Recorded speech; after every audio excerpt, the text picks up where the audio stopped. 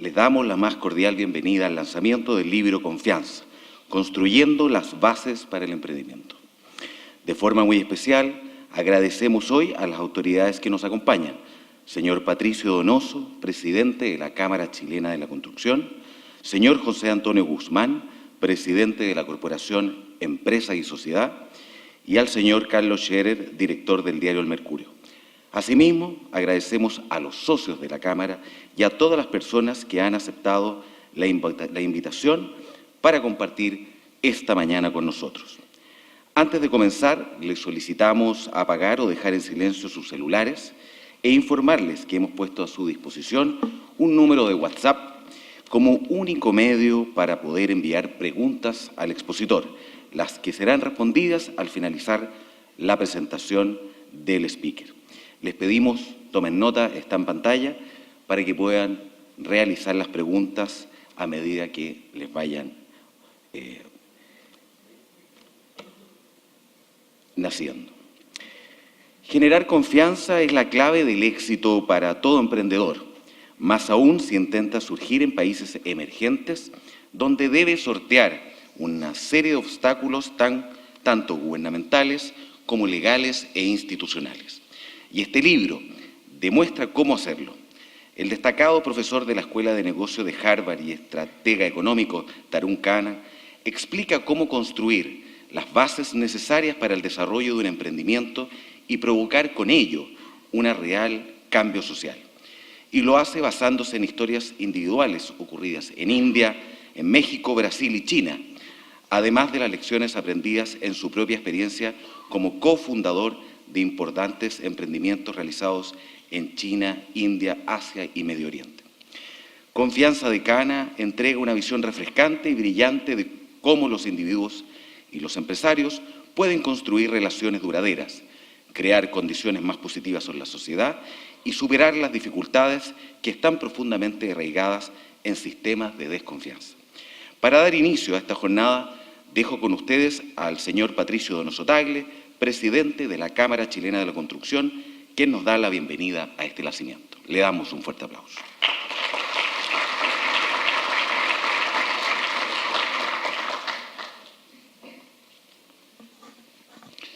Muy buenos días. Sean todos muy bienvenidos a esta casa, que esperamos sientan que es la casa de todos. Profesores aquí presentes. Sabemos que la confianza es un elemento fundamental, tal vez un elemento base para obtener un buen resultado en cualquier interacción que nos toca enfrentar cada día. Por ejemplo, con confianza se pueden tomar decisiones sin la necesidad de tener que volver a negociar o tener que ofrecer garantías respecto a la decisión tomada. Y así son muchas las situaciones como estas que vivimos constantemente. Esta es una de las razones que explica por qué los países con mayores niveles de confianza tienen mayor desarrollo económico y además mayor satisfacción en su población. En Chile, nuestros índices están lejos de ser positivos. Es más, es uno de nuestros grandes desafíos y las cifras así lo demuestran. De acuerdo a la encuesta mundial de valores, nuestro país se encuentra entre las naciones con menor confianza social del mundo. Es también el más desconfiado, junto a México, entre los países de la OCDE. Y no se trata de un tema que convoca a unos pocos. Si observamos los indicadores de confianza hacia la empresa, la tendencia es a la baja. Según la encuesta nacional Bicentenario, solo el 5% de las personas tiene mucha o bastante confianza en las empresas privadas. Tal como lo señala el profesor Tarun Khanna en su libro, la desconfianza es uno de los motivos que detiene los esfuerzos colectivos que buscan contribuir al desarrollo económico. Al crear emprendimientos y nuevos negocios, se debe empezar construyendo confianza a nivel de la comunidad y la sociedad. De esta forma, poner este valor en el centro del modelo de negocios solo puede traer efectos positivos. La propuesta del profesor Khanna es enormemente interesante y llega en un momento en que la crisis de confianza ha afectado a todas las instituciones de manera transversal. Lo prometedor de esta propuesta es que llega en el instante justo que aún podemos hacer. La diferencia es si somos capaces de poner a la confianza en un lugar privilegiado, por no decir en el centro de nuestras prioridades. Es importante y urgente que tomemos conciencia de la importancia de crear un estado de confianza en nuestro país. En la década de los 90, los chilenos dimos un ejemplo en cómo hacer un proceso de transición a la democracia. Y una de las principales claves para este buen resultado, del cual fueron parte todos los actores, fue crear un clima de confianza.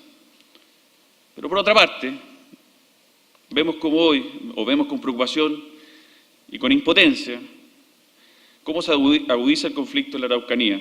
Y básicamente es porque no hay confianza. En la industria de la construcción tampoco estamos libres de estos efectos. Hay señales que reflejan la baja confianza, como son los contratos excesivamente largos, relaciones complejas entre mandantes y contratistas, burocracia excesiva para aprobar proyectos o la falta de certeza jurídica para desarrollarlos. Situaciones que sin duda terminan afectando directamente a los chilenos. También cada uno de nosotros debemos hacernos cargo de cómo construimos confianza en nuestras empresas o organizaciones en las cuales participamos, que son un lugar de encuentro privilegiado. Confianza con nuestros colaboradores, nuestros clientes, proveedores y grupos de interés serán sin duda la clave para lograr los objetivos planteados. Soy un convencido de que estamos en buen momento para recuperar esta creencia y movilizar esfuerzos para revertir las complejidades que se han generado. Solo me queda invitarlos a leer este libro y descubrir las oportunidades que la confianza nos ofrece, no solo para recuperarla, sino para principalmente cultivarla con acciones concretas que demuestren que sí es posible avanzar en este tremendo desafío que nos plantea. Muchas gracias.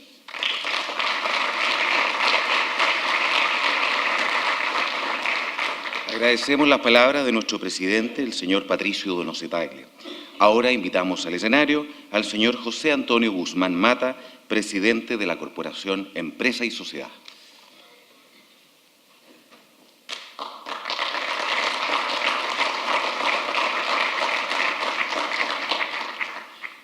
Muy buenos días, señor presidente de la Cámara de la Construcción, autoridades gremiales y empresariales, señores académicos y señores invitados.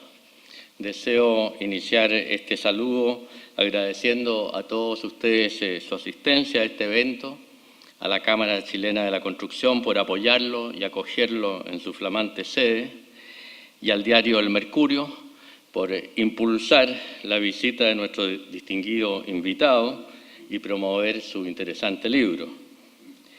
También nuestro agradecimiento a Patricio del Sol, Francisco Prat y todos sus colaboradores por el trabajo que han llevado a cabo para que esta iniciativa tenga éxito. We also thank the Professor Tarun Khanna for his interest in our country and the availability to join us today.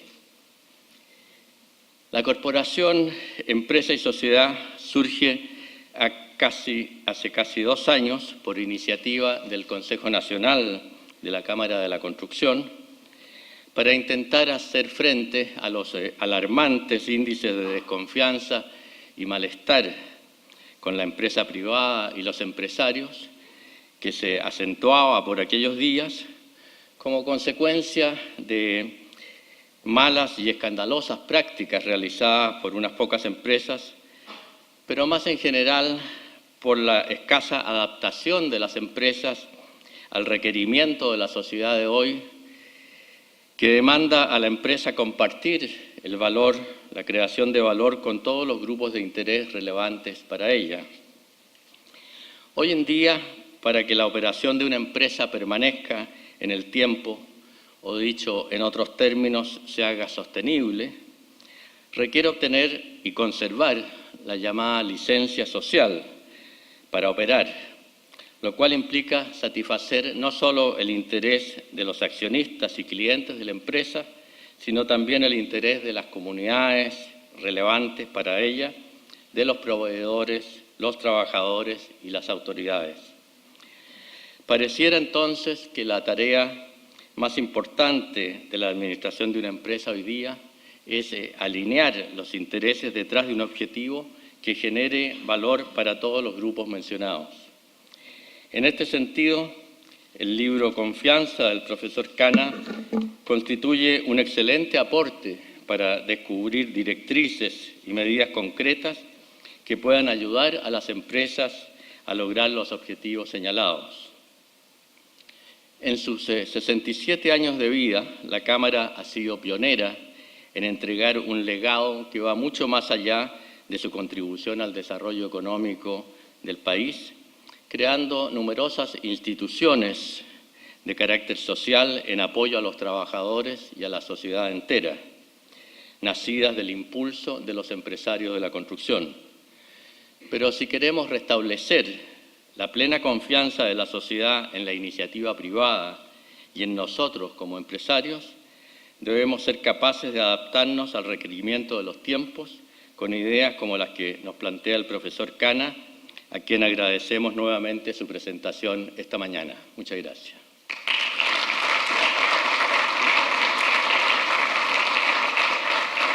Agradecemos las palabras del señor José Antonio Guzmán y ahora invitamos al señor Carlos Schaerer, director del Mercurio, para las palabras de bienvenida.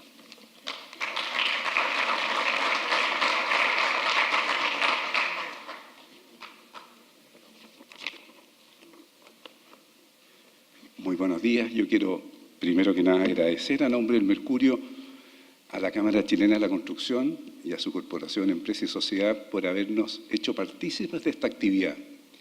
Y agradecerles que hayan elegido además a Ediciones El Mercurio como la casa editorial para distribuir y para editar el libro del profesor Khanna.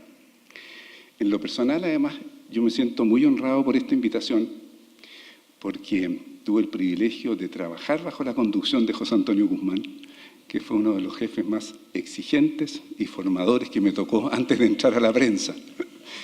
Y quiero contarles que el Mercurio ya cumplió 118 años editándose en Santiago y se acerca paulatinamente a cumplir 200 años desde su fundación en Valparaíso en 1827. En el fondo, casi toda la historia de Chile independiente se encuentra registrada en sus páginas. Ahí uno ve la muerte de O'Higgins, ve el asesinato de Portales, el combate naval de Iquique, la construcción del viaducto El Mayeco, no como historia oficial como la leemos hoy o como la estudiamos nosotros en el colegio, sino que cómo fue recogida y percibida en ese momento por la comunidad.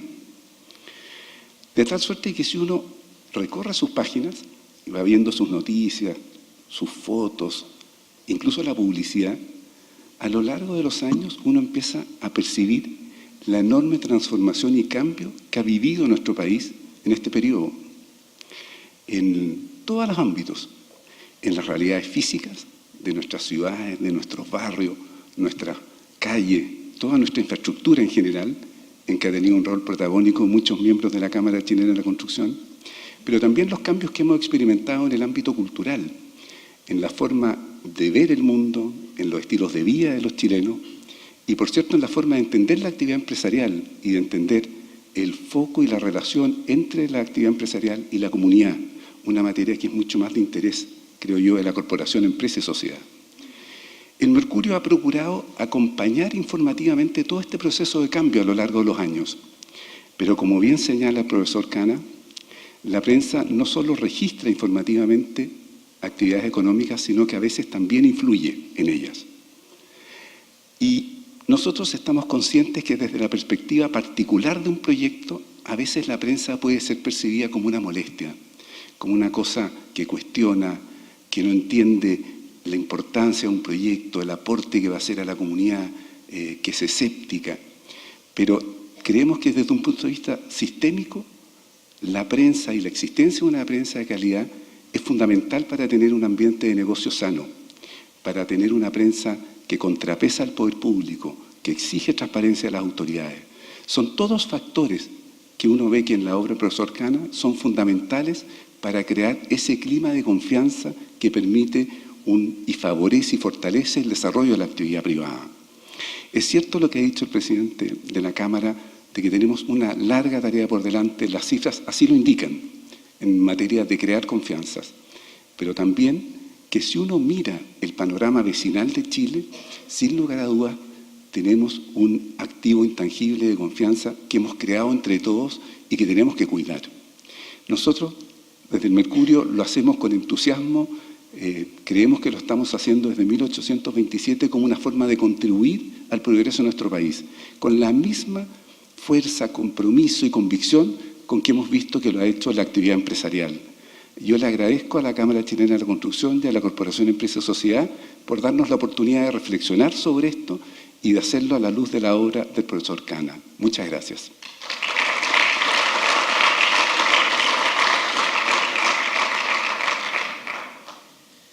Agradecemos las palabras del señor Carlos Schaerer y ahora invitamos al señor Patricio del Sol, quien es ingeniero civil de la Universidad Católica, Ph.D. de Stanford University, profesor titular de la Universidad Católica, profesor, investigador, consultor, director de empresas, autor de libros y artículos científicos y columnista, especializado en estrategia y valoración de negocios, quien hará un comentario del libro y quien ha sido gestor de la traída del profesor Khanna.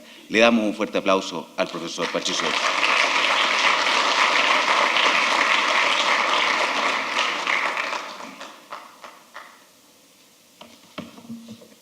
Buenos días. Gracias a los organizadores de este seminario, la Cámara Chilena de la Construcción, la Corporación Empresa y Sociedad y el Mercurio por permitirme tener el honor de comentar este último libro de una extensa lista de publicaciones y libros en los temas de estrategia y emprendimiento en países de desarrollo del destacado profesor de Harvard, Tarun Khanna. El libro que nos convoca en este seminario, Confianza, construyendo las bases para el emprendimiento en países en vía de desarrollo, pone la construcción de la confianza en el corazón de la estrategia exitosa en el nuevo mundo digital. Es preocupante el liderazgo de Chile en la trayectoria de pérdida de confianza mundial. En su nuevo libro, el profesor Khanna nos recuerda que la confianza oxigena, alegra nuestra existencia y facilita las interacciones complejas y mundanas, y que para Adam Smith la confianza era el motor escondido del progreso económico. Que la desconfianza, en cambio, impone una carga cognitiva como la arena en las ruedas de la sociedad, frenando las cosas, consumiendo la energía y las ganas de vivir. La desconfianza tiene un efecto enervante en los intentos de ser creativo para resolver problemas, arrinconando a las personas en lo conocido y probado, para no complicarse. Lo peor es que todos somos criaturas de hábito y nos acostumbramos a vivir con ella. La confianza es un círculo virtuoso, la desconfianza uno vicioso. Como Adam Smith planteaba en su teoría de los sentimientos morales en 1759, la franqueza y la apertura conducen a la confianza. Confiamos en el hombre que parece dispuesto a confiar en nosotros. La reserva y ocultación, por el contrario, provocan desconfianza. Tenemos miedo de seguir al hombre que va, no sabemos dónde. En su nuevo libro, el profesor Khanna aborda el tema de la confianza estudiado por legiones de académicos desde el novedoso punto de vista del diseño de una estrategia creativa que genere círculos virtuosos de confianza sin la cual ningún emprendimiento puede lograr un impacto en la sociedad a gran escala, y que evite gatillar círculos viciosos de desconfianza capaces de derrumbar valiosas empresas o instituciones que costaron años en construir. El profesor Khanna incluye múltiples casos reales de esfuerzos empresariales para crear confianza en países en desarrollo. A modo de ejemplo, a continuación describo brevemente dos de estos casos. El primer ejemplo que quiero mencionar elabora en las dificultades de construir confianza en dos iniciativas de microcrédito con fines de lucro, el Banco Compartamos en México y CChC Microfinance en la India. Aunque el microcrédito tiene precedentes más antiguos, dos organizaciones sin fines de lucro fundadas en Bangladesh, Grameen Bank y BRAC, son comúnmente acreditadas como sus creadores. El 2006, Grameen compartió el Premio Nobel de la Paz con su fundador, el profesor Muhammad Yunus. El profesor Khanna recomienda a las empresas tejer sus redes de confianza en el mundo en desarrollo aprovechando las normas y prácticas sociales preexistentes, las que han estado a menudo vigentes por décadas, si no siglos. Esto es lo que hacen a escala nacional el Banco Compartamos y CChC, buscando desarrollar empresas de microfinanzas socialmente sostenibles en México y la India, que ayuden a millones de clientes a salir de la pobreza. Casi todas las instituciones microfinancieras utilizan un enfoque de responsabilidad solidaria en grupos, formados en su mayoría por mujeres, las que tienen éxito o fracasan juntas. La presión del grupo juega un papel clave porque cada mujer es responsable ante todas las demás. Si una mujer comienza a no pagar su préstamo, las otras se sienten incentivadas a presionarla para no tener que pagar por ella o renunciar a continuar teniendo acceso a crédito. Como los grupos son gestionados autónomamente, las mujeres solo admiten en su grupo a las que confían en que pagarán sus préstamos. La institución microfinanciera se basa en redes sociales de confianza que ya existen en la comunidad. Un banco convencional no sigue este enfoque, solo presta a clientes que pueden dar algo en garantía, una casa, por ejemplo, que pueda utilizarse para recuperar el préstamo en el caso de incumplimiento. Pero estas mujeres generalmente no tienen garantía que ofrecer. Las microfinanzas responden a la necesidad con una solución diferente.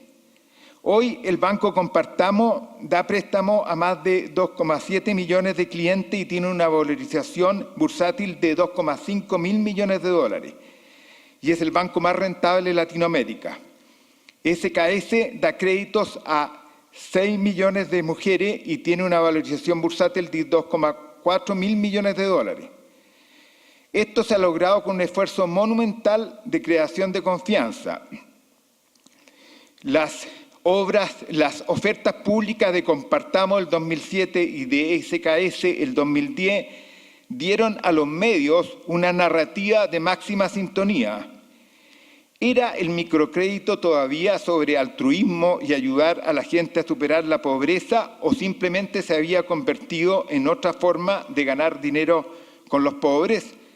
¿Puede la sociedad confiar a bancos con fines de lucro los microcréditos para los más pobres? Se levantó una controversia a nivel mundial sobre si la confianza construida sobre las estructuras sociales preexistentes podía coexistir con ganancias generosas.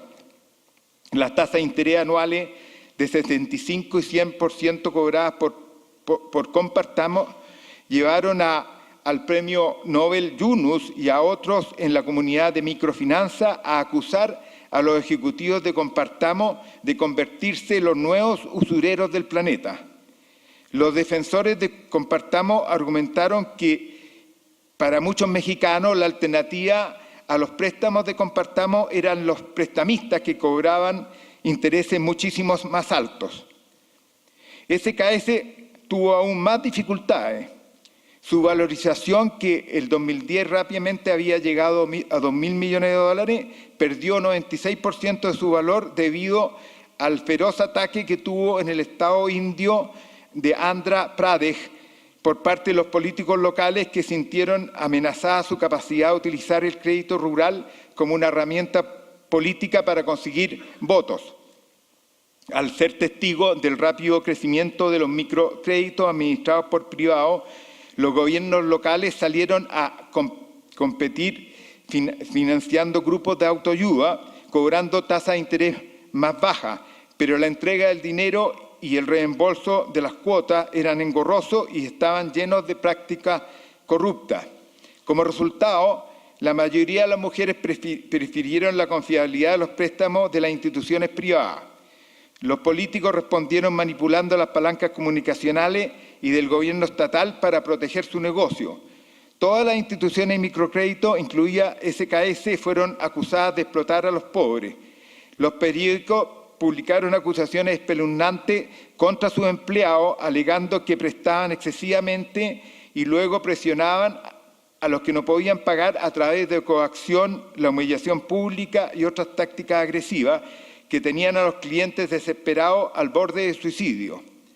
El gobierno del Estado emitió regulaciones que entorpecían y hacían inviable económicamente la operación de las instituciones de microcrédito, y 17 empleados de CChC y otros de muchas otras organizaciones fueron encarcelados. La crisis fue superada, pero la revalorización de CChC demoró años.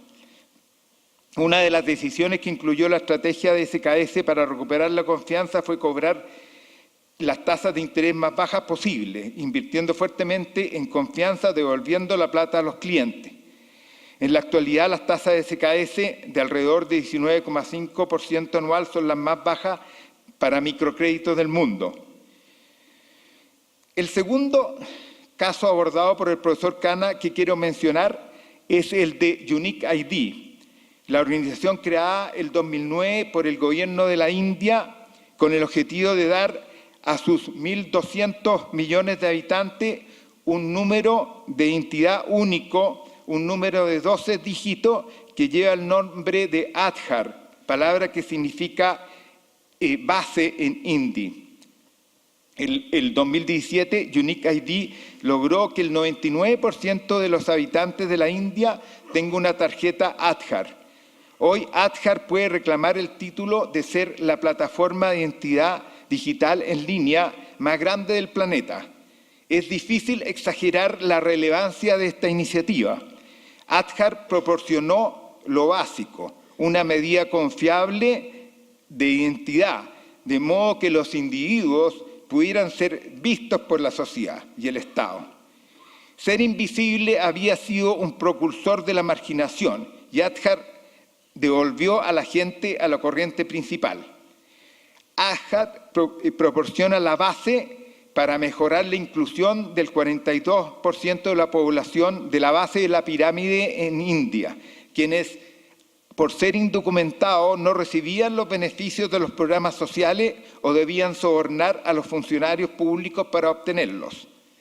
Aadhaar ha comenzado a ser la base de la construcción de una red de confianza en la que participan el Estado con sus programas y múltiples empresas privadas como los bancos. Hoy Aadhaar se usa para abrir una cuenta bancaria y cuando los estudiantes rinden exámenes importantes. Tiene un potencial enorme para dar confianza, facilitar y bajar los costos de todo tipo de transacciones, suscribirse a una tarjeta SIM para el teléfono celular, comprar teléfono móvil, obtener un seguro, un plan de jubilación, registrar una propiedad, presentar declaraciones de impuestos, etc. Aadhaar proporciona una plataforma donde todos pueden interactuar digitalmente que se espera dificulte la corrupción amparada por la falta de transparencia. En este caso enseña que para lograr impacto de gran escala en el contexto de confianza que vive un país, se requiere la colaboración del sector público y privado y que actualmente puede ser de gran ayuda utilizar las tecnologías disponibles. En lugar de antagonizar con el sector público, al crear Unique ID, el gobierno indio acogió en su santuario interno a Anandan Nilekani, un miembro de la élite empresarial de la India. Fue un cambio radical en actitud en una sociedad históricamente dominada por la desconfianza mutua entre el Estado y los empresarios privados. Nilekani ofreció voluntariamente sus servicios después de haberse convertido en una celebridad a nivel mundial al fundar la multinacional india de tecnología de información Infosys. Cuando en 2009 Nilekani dejó Infosys para unirse a United ID, tenía un patrimonio de miles de millones de dólares y conocía el poder de la tecnología. La escala y la complejidad técnica del desafío era monumental. Se trataba de registrar 1.200 millones de residentes, 75 millones de los cuales no tenían hogar, un número sin precedente a nivel mundial. La siguiente base de datos biométrica más grande es la del FBI, que tiene una base de datos de 66 millones de delincuentes y 25 millones de huellas dactilares. Untitled ID comenzó estableciendo que Adhar, un número generado aleatoriamente de 12 dígitos, debía acompañarse con datos biométricos, una fotografía, 10 huellas dactilares y escaneo de iris, e información general como nombre y dirección, fecha de nacimiento y sexo. Para escalar la recolección de datos a más de 1.000 millones de personas se requería una simplicidad de uso extrema. Se diseñaron procesos de recolección simple apoyados por tecnologías que podían ser operadas por personas con habilidades computacionales básicas. Untitled ID probó que la captura biométrica podía hacerse en condiciones mínimas de luz a distintas temperaturas y en entornos variados, rurales, urbanos, barrios marginales, refugios nocturnos. Los datos inicialmente fueron almacenados fuera de línea en computadores porque grandes territorios en la India no tienen acceso a Internet confiable. Para que Adhar cumpliera su función, los usuarios del sistema tenían que confiar que los datos eran correctos y que no incluían identidades falsas ni múltiples. Esto se logró llevando los datos recolectados a un centro de alta seguridad donde los nuevos datos biométricos se comparaban con los datos existentes para descartar las duplicaciones. La escala de la operación fue enorme, implicaba comparar más de 1.000 millones de fotos, 2.000 millones de iris y 10.000 millones de huellas dactilares. Crear reputación cuesta mucho. El mensaje central del libro es que los círculos virtuosos de confianza requieren una estrategia interna y externa coherente que tome en cuenta la variable confianza en todas sus dimensiones. Demanda un enfoque holístico donde todo debe calzar. Destruir la reputación es más fácil. Los círculos viciosos de desconfianza pueden prenderse con solo una cosa que no cuadra. A los que todavía no han leído el libro, les recomiendo aprovechar las vacaciones para hacerlo. Además de ser muy interesante, el libro es muy entretenido de leer gracias a sus pintorescas descripciones de los contextos donde ocurren las empresas y de los problemas de confianza que enfrentan. Muchas gracias.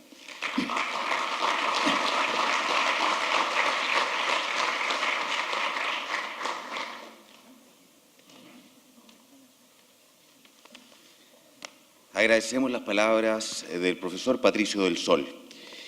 A continuación, damos inicio a este lanzamiento, por lo cual presentamos al señor Tarun Khanna, profesor de Jorge Paulo Lemann en la Escuela de Negocios de Harvard, donde ha impulsado cursos de estrategia, gobierno corporativo y negocios internacionales a alumnos de MBA y Ph.D. Algunas de sus publicaciones más reconocidas son Winning in Emerging Markets, Billion of Entrepreneurs y Trust, traducido al español y publicado por ediciones El Mercurio en julio recién pasado. Le damos un fuerte aplauso al profesor Tarun Khanna.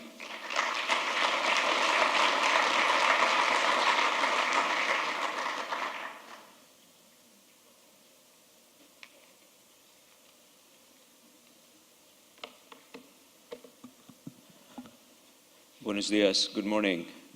I'm sorry, my Spanish is not good enough to do this in Spanish. But it's very, very nice to be back in Chile. I've been coming here since mid-1990s. Thank you. And it's lovely to see so many friends, see them again every so many years. Thank you all for coming, and thank you to my gracious hosts at the Construction Consortium, the Chamber of Construction, and El Mercurio, and Patricio and a bunch of all my other friends and many of my former students and colleagues. This book is sort of a taking stock moment for me I'm trained as an applied mathematician primarily, and I somehow ended up in a business school and became very interested in economic development. And about 10 years ago, I decided that in addition to being a scholar, which is my primary identity, why don't I put my money where my mouth is and start some companies? So I began to start a lot of companies in the developing world. I grew up in India, and so it was natural for me to start some enterprises in India. I enjoyed it a lot. As anybody who has tried to be an entrepreneur will tell you, most things don't work, but every so often they do.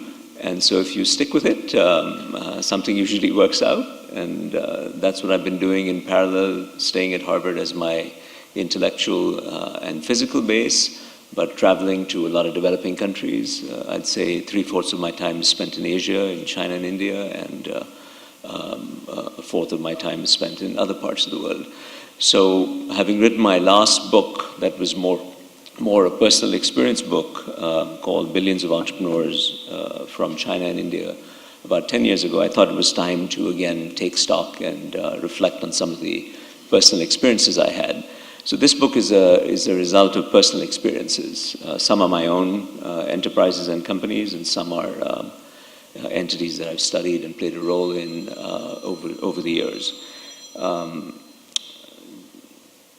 So what I thought I would do in the moments that I have with you is provide a little bit of a conceptual structure for how I think about the role of entrepreneurship and why I think trust in particular is so central to creating enterprises and indeed to any form of economic development. And then hopefully we can have some questions and answers. I want to make clear that even though I'm at a business school and I'm fond of building enterprises that are not just doing social good but also succeeding, that when I use the term entrepreneurship, I have a pretty, how should I say it, a pretty big tent view of what I consider to be good entrepreneurship, which is really the any creative solution to solve a social or an economic problem, in my case in the developing world. Though interestingly, I've been teaching a course at HBS and at Harvard College for the last 7 or 8 years, and it's called Entrepreneurial Solutions to Intractable Problems in Developing Countries. But over the years, a number of my students are from America, and they choose to work on problems in inner city America. So I'm citing that to say that the problems of development are all around us, even in the richer countries. Certainly in my own backyard in New England these days in America, we have a massive prescription drug problem, opioid problem that is causing quite a lot of financial, emotional, and physical distress, even enormous amounts of death, some violence, and so on and so forth. So that's a problem of economic development in some sense. And a lot of what I say here applies to those settings as well, not just literally developing countries. But I mean it to include very successful, very profitable companies. I put up here Tencent. You would be familiar, people familiar with Tencent? No, Tencent is the world's 5th biggest company now. It's worth $500 billion. It started a few years ago. And the world is moving on, gentlemen and ladies. It's doing all sorts of crazy things. Tencent is a company in Shenzhen, in the Pearl River Delta in Guangdong province in China, and I spent some time there because I think it's amazing what's been going on in that part of the world. Tencent is also the creator of Wechat. So you have WhatsApp here, right? You use WhatsApp. Wechat is a better version of WhatsApp. Put simply, Wechat is WhatsApp plus this, plus that, plus that, plus that, plus that, plus that, plus. That's why the company is worth $500 billion very fast. Anyway, so it includes companies, that's their logo, by the way, a penguin. I don't know why it's a penguin. Nobody's been able to tell me that, even at Tencent, why, but it looks nice, so that's their logo. And at the bottom, I put 2 other examples of what I consider spectacular entrepreneurship. My friend Pato just referred to Aadhaar in his comments, which is the world's biggest biometric ID program. That's from India. It grew within 4.5 years, to cover 1.2 billion people, extremely fast. So it's like a software as a service type of idea. You provide a unique biometric ID. I'll say a little bit more about it. And BRAC is probably the world's most successful microfinance company. I put those two up there on the slide with this because Tencent is a quintessentially for-profit company, creating some of the wealthiest people in the world in a very, very fast period of time. And Aadhaar and BRAC are conceived of as non-profits, not-for-profits. But I think they are equally spectacular versions of entrepreneurship. The gentleman up there, Pony Ma, is the founder of Tencent. I don't know him very well personally, know him a little bit. The two gentlemen responsible for Aadhaar and BRAC are both friends and mentors of mine, and so I've learned a lot from them. But when I say entrepreneurship, I include all forms of creativity in solving social and economic problems. To me, actually, whether the enterprise is set up to return money to shareholders or to return money to society is somewhat incidental. I know many people won't think that way, but to me it really is. Okay, so this is in a nutshell the central message of the book, central message of my reflection for a few months, thinking back over my past 10 years, which is that when we build enterprises in developing environments, in developing countries primarily, but also in developing environments like the prescription drug ravaged background of New England in the United States now, we cannot presume on the existence of what I refer to in this on this page as phantom factors, things that don't exist, right? So when one of my students and I are building a venture in Cambridge in Massachusetts or in the Bay Area, we have the luxury of all sorts of support systems around us. And this is the central idea, so I'm just going to pause here. It's very easy to recruit talent if you have a compelling idea, even if you don't have the skill sets to pursue that idea, which is usually the case for me. There's one or two things that I do reasonably well and most things that I don't do very well. But for me to find people with complementary skill sets with the entire university and corporate ecosystem around me is relatively easy. You can do it directly, you can put out a message on the university bulletin boards, you can recruit talent agencies, you can recruit headhunters, and it's relatively easy to find the talent. There's an army of people providing risk capital, passing my doors every day, looking for good ideas. So capital is not so hard to find, particularly capital for a good idea, risk capital that's willing to try things.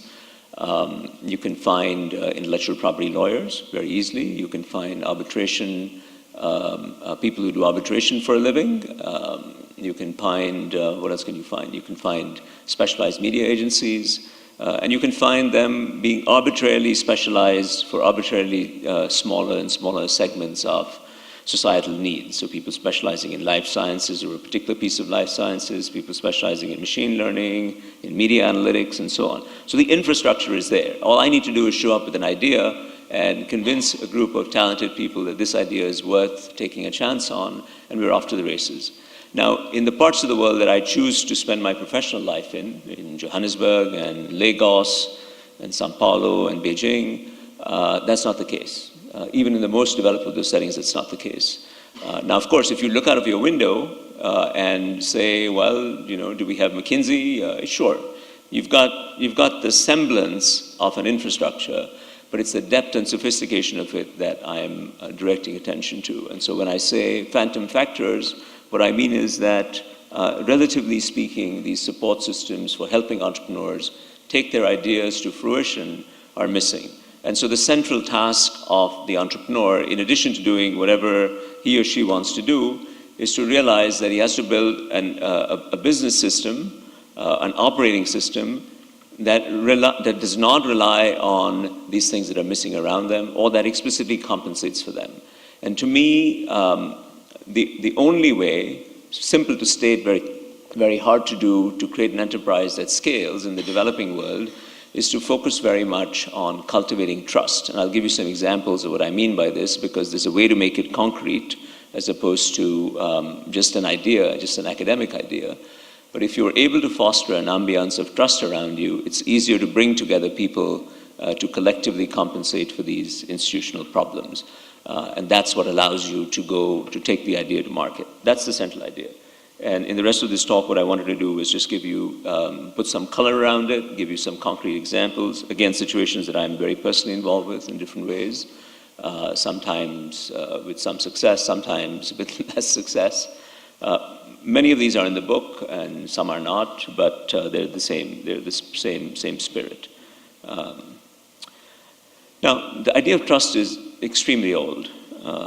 I picked here Adam Smith because I figured in the Western world people would have heard about Adam Smith and would recognize the Scottish moral philosopher and allegedly father of modern economics, who one of the very earliest things, now people have, in academic settings, people mostly talk about The Wealth of Nations, his famous book. I think this book is actually more important, The Theory of Moral Sentiments, which really goes to the philosophy of development in some ways. And one of the central ideas of this is that you cannot have a market economy without underlying trust. That's really what it boils down to. So I just put this up here to say that this is not a new idea.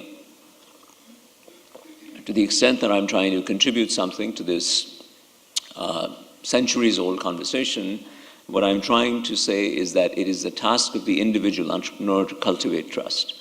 I'm relatively impatient because I work in very difficult environments in West Africa, in the Middle East, in fast-moving parts of India and China where there's a lot of corruption and instability. Of course, it's the case that the state around you is not sufficiently competent in many of these places, not all. And I recognize in the scheme of things, Chile has an amazingly competent state. But by and large, in the developing world, it's fair to say that the state is not competent, maybe even corrupt, maybe even not well-intentioned. It still remains the task of the entrepreneur to do something about it. And one of my messages here is to emphasize individual agency, which is we have a responsibility to get on and do something about it rather than pointing fingers and complaining that the state isn't doing its job. Because after all, who is the state? The state is us, right? So this is an old idea. You can even go back much older than this. You can go back to the classics predating Enlightenment Europe. You can go back to the classics from my country in India, and you will always find philosophers talking about trust in the exercise of commercial activity. So again, a very, very old idea. What I thought I would do is go to my sweet spot, and in the interests of both relying on my competence, but also adding something to the conversation in this part of the world. I thought rather than give you examples from Latin America, it might be better to pick a few examples from China and India, where I spent a significant part of my professional life. So what I'll do is I'll give you a couple of examples from China and a couple from India, and then switch to emphasizing one broad theme that I think is very important, and then close. So that's the direction that I'll go in. I just put these maps up for the heck of it. How many of you heard of Alibaba, since you didn't hear about Tencent? Okay, so that's a little bit better. It's more, well, that's because Jack Ma is a much louder individual than Pony Ma. They're not related. They have the same last name, but they're not related. In fact, they don't even come from the same part. It's written slightly differently in Putonghua, in Mandarin. But Jack Ma, of course, is the founder of Alibaba. And the part that I most want to emphasize here is that when you look at what he would say, so I was in the World Economic Forum meetings in Davos a few years ago, and this quote is from what he said in that meeting, I believe. For e-commerce, the most important thing is trust. The central animating idea for getting e-commerce up and running for Jack Ma from day one, and again, one of the more successful people in the world, monetarily and one would say socially, in terms of what he's accomplished across the world, but certainly in China. And I thought what I would do is just pause a little bit on things that are known less about Alibaba, which is the underlying way in which trust has been induced. Because when you start tabula rasa, blank slate, it's very difficult to imagine how people would have, particularly in a relatively, at that time, backward part of the world, parts of China, or India for that matter, it would be very difficult to see how people would trust on e-commerce. And those of you who watch the rise of e-commerce in this part of the world would also recognize it, that in the early days people are very reluctant to part with their money just on the basis of something that's showing up on the amorphous web. These days, of course, it's so easy to do it on your device, and it's part of daily life. But if you just go back a decade or so, it was not the case. So these are a few of the very concrete things that Jack Ma had to do to take on the responsibility of cultivating trust in an atmosphere of distrust.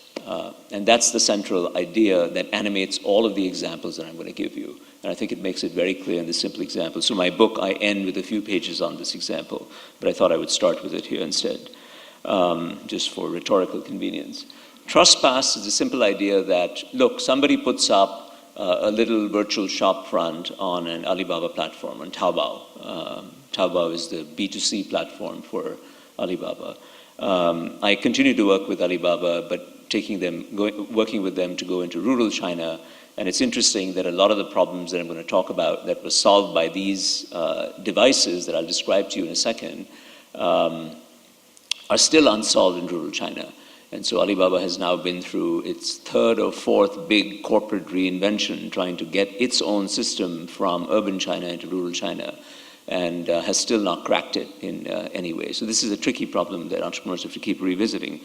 Trespass is simply the idea that you open a virtual storefront, but in order to get an unknown consumer who is buying something on your storefront to trust you enough to go ahead and click on it and so on, you can pay a third party, so the governance is important here, you can pay a credible third party who for a fee paid by the virtual storefront owner will adjudicate will authenticate the antecedents of that virtual storefront. In other words, that person will go and say behind the virtual storefront is a real business, is a real person, that person has no fraudulent record, essentially like a detective agency that goes and says this guy is real and it's okay to buy from him. And you can keep on paying that service fee every so often to re-authenticate it. And so Jack Ma essentially got somebody else to create Trespass so that it would be a way of reassuring consumers so that they would trust his online platform so they would buy things and that would set the virtual storefront going. So that's one example. Wang Wang is the Chinese name for really not quite accurate. I won't translate it correctly, but it's really bargaining. Those of you who've traveled in Asia, or it's less so in this part of the world, but in Asia or the Middle East, every transaction occurs with a lot of bargaining and a lot of theater, a lot of back and forth and argument, and it's part of the show of the whole enterprise. And it's a fun. I mean, people like me, we like to go to the market and argue. Just for the sake of arguing, and that's part of societal interaction. So Jack Ma's a very interesting insight, behavioral insight, right, was that unless I replicate that online banter, that back and forth, people are not going to be comfortable because that's how they're used to buying.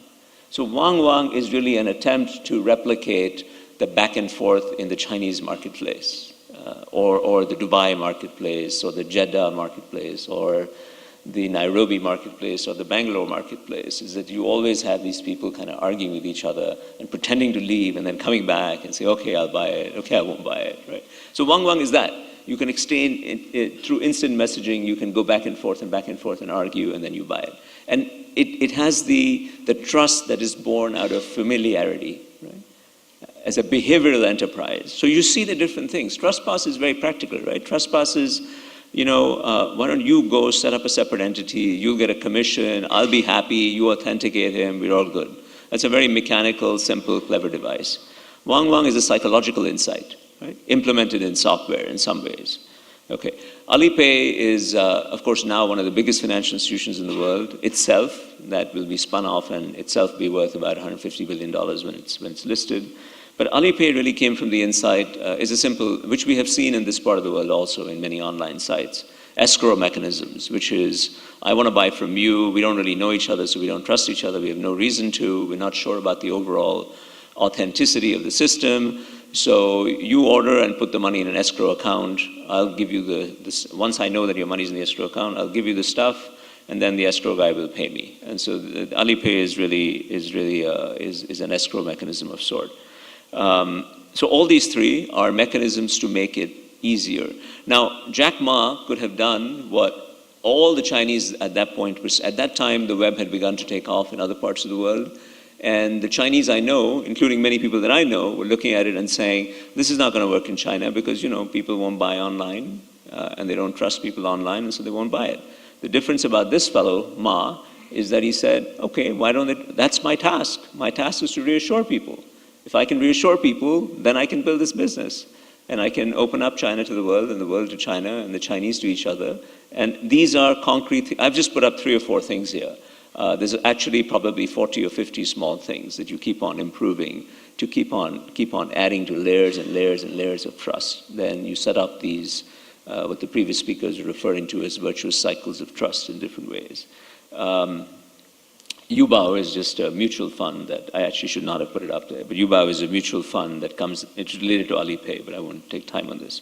So for e-commerce, the central task is trust. So if you ask me what's the entrepreneurial insight here, the entrepreneurial insight here is not about e-commerce. The entrepreneurial insight here is about how do I actually concretely and tangibly foster trust in an atmosphere where trust is missing.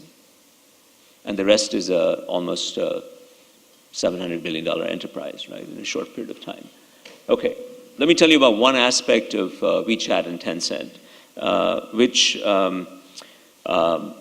one of its main products, its most famous product is this WeChat. This is the logo for WeChat, which is the superior version of WhatsApp. By the way, I have WhatsApp and WeChat on my phone, and I use WeChat even in places that WhatsApp exists because it's smoother and easier. And you can download it and use it. It's free.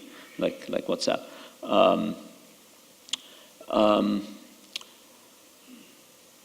Less visible to the rest of the world, but equally important in China. In fact, most of what's happening in the Chinese entrepreneurial ecosystem is sort of a horse race between Tencent and Alibaba.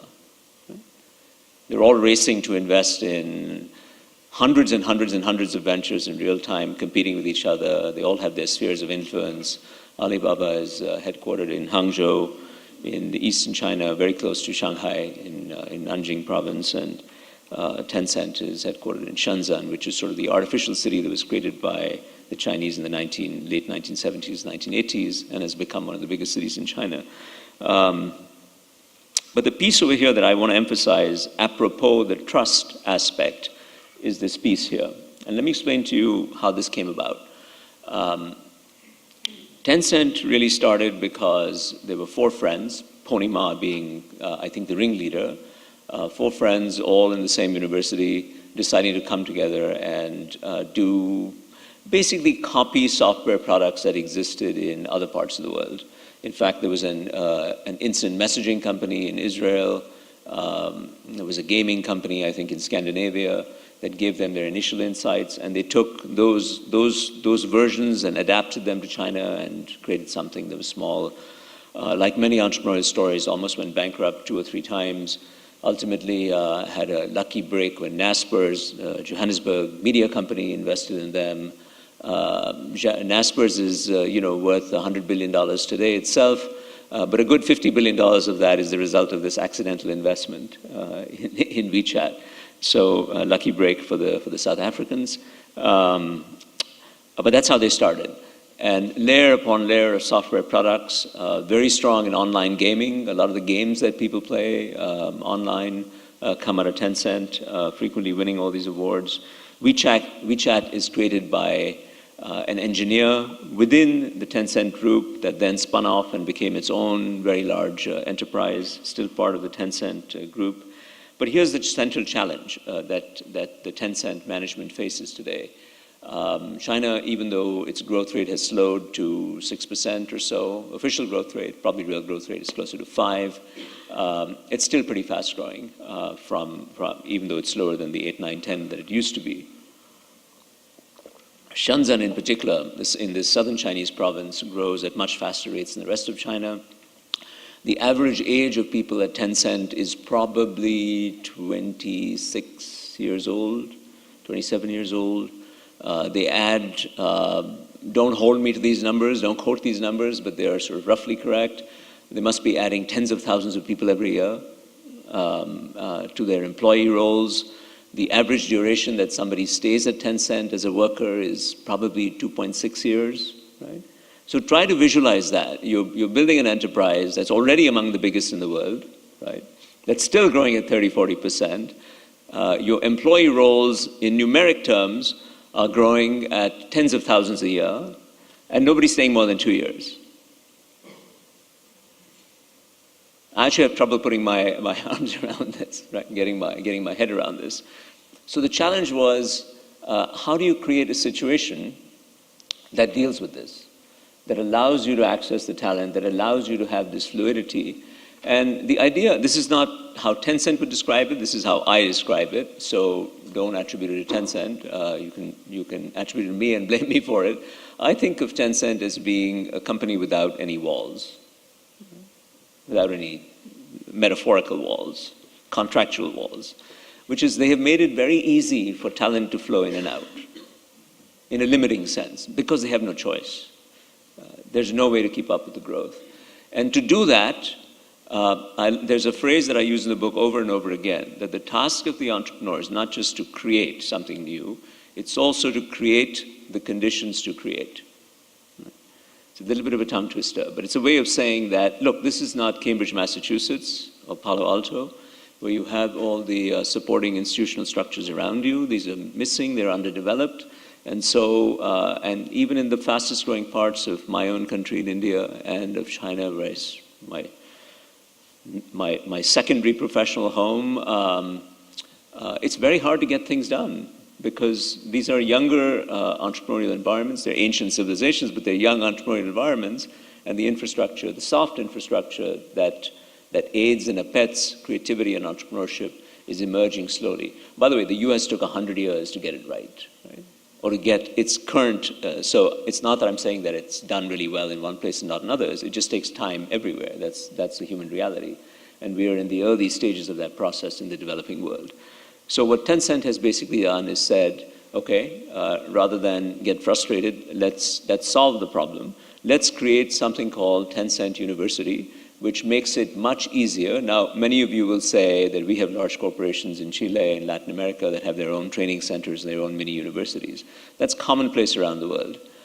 Trust me, that's a play on the book. This is a totally different scale of operation. This is just orders and orders of magnitude bigger than what you would imagine as a university in the classic sense. It's much, much bigger than the Harvards of the world or whatever your big scale, numerically big scale university would be. And it's a flexible way of thinking about university learning. And part of me wants to say, as an educator and as an academic, that in these experiments that we're seeing rolling out, not just in universities around the world, but in forward-looking enterprises like this one, we can see the glimmers of how education might also happen in different ways, in different bits and pieces. So what they do is offer tens of thousands of mini courses, right, which anybody can create. You, as an engineer or as a software person or a manager at Tencent, you can create your own course. And you could put it up online. And a lot of it is just creating the platform within the company to allow everybody to do what we might call user-generated content, but to create curating tools to make it easier for everybody to do it. So as a simple example, I love this example, and China is a very status-conscious, hierarchical society in some ways. But even in that society, what these guys have done is say, let's say you have a dispute with a coworker, or even an argument with a boss, or a difference of opinion with a boss, and somehow you're able to resolve it or not resolve it. If it is okay with both the parties, you can create a mimicked version of that dispute and how it was resolved. And simply, use your phone camera to capture the whole thing and put it up online in the Tencent internal system and say, we had a dispute, this is how we resolved it. Or here are 3 instances of disputes in our working group, and this is how we came up with their resolution, and this is what we learned about it. It may be a few minutes, but you can upload it, and think about tens of millions of these being uploaded, and people kind of consuming them and getting, some content goes viral like others, and people share it, and then some of it gets aggregated by a third party into a mini course. And before you know it, you don't need people like me, professors. You just do it all as part of the collective. I think it's fantastic, absolutely fantastic. Now, sometimes when I talk about this in the US or in India or China for that matter, people say, oh yeah, we do that also. No, trust me, you don't. Nobody I've seen anywhere in the world does anything remotely like this. Now, so part of it is this fluidity, which is coming from the need to create training structures that simply don't exist. Actually, they don't exist anywhere in the world to deal with this pace of growth and this level of transience of employee, right? The other thing that they've done, apropos my image of a porous boundary, is, so that's what they call Tencent University. Then what happened about 5 years ago, 5 years ago, was they realized that, of course, most people were staying only 2 years or 3 years. At most, if you stayed 5 years, you were really senior suddenly, right? And they were leaving to start their own ventures in Shenzhen, in Hangzhou, in Beijing, in Chengdu, in other places, other big cities in China. And so they said, you're still part of Tencent. Even if you leave, you're part of the Tencent network, alumni network. And we're going to create a Tencent Academy, which caters to you. In other words, for a nominal fee, you can continue to participate in Tencent dialogue and you know, some boundary conditions and stipulations about good governance and ethics and compliance and so on, but you can remain part of the Tencent family. And oh, by the way, when your venture fails, as most likely it will come back, right? And so there's this flow of talent coming in and out. But what I wanted to highlight was what I'm calling here Tencent University and Tencent Academy are not universities and academies they are in spirit, but the mechanisms that they use to impart their training are self-generated, fluid, and boundaryless, and don't just apply to people who are within our walls. You know, even the most progressive corporations in America will have all sorts of, I mean, even Harvard has, you know, makes it extremely difficult for people who leave Harvard to continue to participate with Harvard. Of course, you're part of the alumni network, and that's important and valued. But if you were an employee and you were at Harvard and you left, well, you would have all the usual things that you have in any mainstream corporation. You'd have an exit interview, and you'd leave, and you wouldn't be welcome on the premises, and this and that. Hardly boundaryless and hardly fluid. So to be able to create the level of trust, right, that allows you to have this ambiance is an entrepreneurial act. And to me, it is as central as the gaming software that's being written that has these viral games that kids are playing around the world. It's as important as the financial transactions and communication happening with hundreds of millions of people on Wechat. I think about 1.1 billion people use Wechat now, 700 million, 800 million in China, and then 200-300 million elsewhere. That's a lot of Chiles, right? So that's the task. So in both cases, you know, when you go back to the first Chinese example of Alibaba, you've got all these, you know, somewhat micro interventions to collectively create trust that allows Jack Ma to build Alibaba when everybody else was saying nobody was going to trust commerce on the web, right? And in Wechat's case, I'm zeroing in on a particular problem that Tencent has had in the last 7-8 years, when they realized that the nature of the ecosystem within which they work in Shenzhen in southern China is such that there is incredible dynamism. And to manage to build an enterprise growing at that rate with that transient, a highly skilled workforce, you need a different set of institutional support structures to be able to make it work. So again, creating the conditions to create is a central message in both these examples. Okay, I'm going to move to the Indian example. And Patricio spoke about this in his comments. So I'll spend less time on it, but let me just highlight this. This is created by a man named Nandan, who was a close friend of mine, one of the co-founders of Infosys, which is a large software company coming out of India. And he just decided that he had had enough of Infosys, and he wanted to do something different, solve a social problem in India. My country is still very poor, and a lot of us spend a lot of our time pro bono just working on these social problems, including Nandan, including myself in my own way. And so he came up with this idea that one of the basic problems in developing countries is that people don't have identity. what could be more basic and fundamental? I mean, everything that we do is premised on identity, right? You meet someone, you basically try to find out who they are in some ways. And when you don't have any formal means of, forget about business cards or forget about phones and things like that, you don't have any means to authenticate who you are, then commerce is impossible, exchange is impossible, transactions are impossible. Think about it. It's even the idea that's fundamental in civilization of what's the Latin term, habeas corpus, right? Which is a Latin term that says I have a body, right? In other words, what's the right that comes out of habeas corpus? It's this idea that nobody can imprison you. Well, in places in Africa, India, Southeast Asia, let's say you were to have a corrupt part of the state and somebody were to just simply arrest you and take you away. If you don't have an identity, you have no means to prove that anything happened to you. You can go to the police station and say something happened to me, and they'll say, who are you? And I have no proof that I am who I am. So the entire basis of human existence crumbles without identity. So Nandan and a team of people got very exercised about this. Now, I should say that the law in all these countries is very advanced, right? De jure, the law is very clear. The law says that every citizen of India has an identity at birth, like any other place. The enforcement of the law is a wholly separate issue. So de jure and de facto are completely different, right? And in fact, half of people in India have no birth certificate. Right? Then I put over here that when you think about IDs, right? What are our modern IDs based on? It's based on what you know, right? So in other words, you can have a password to show that you are who you are on some, I don't know, some entity. It's based on things that you have. It might be a passport or a license or a card or something like that, right?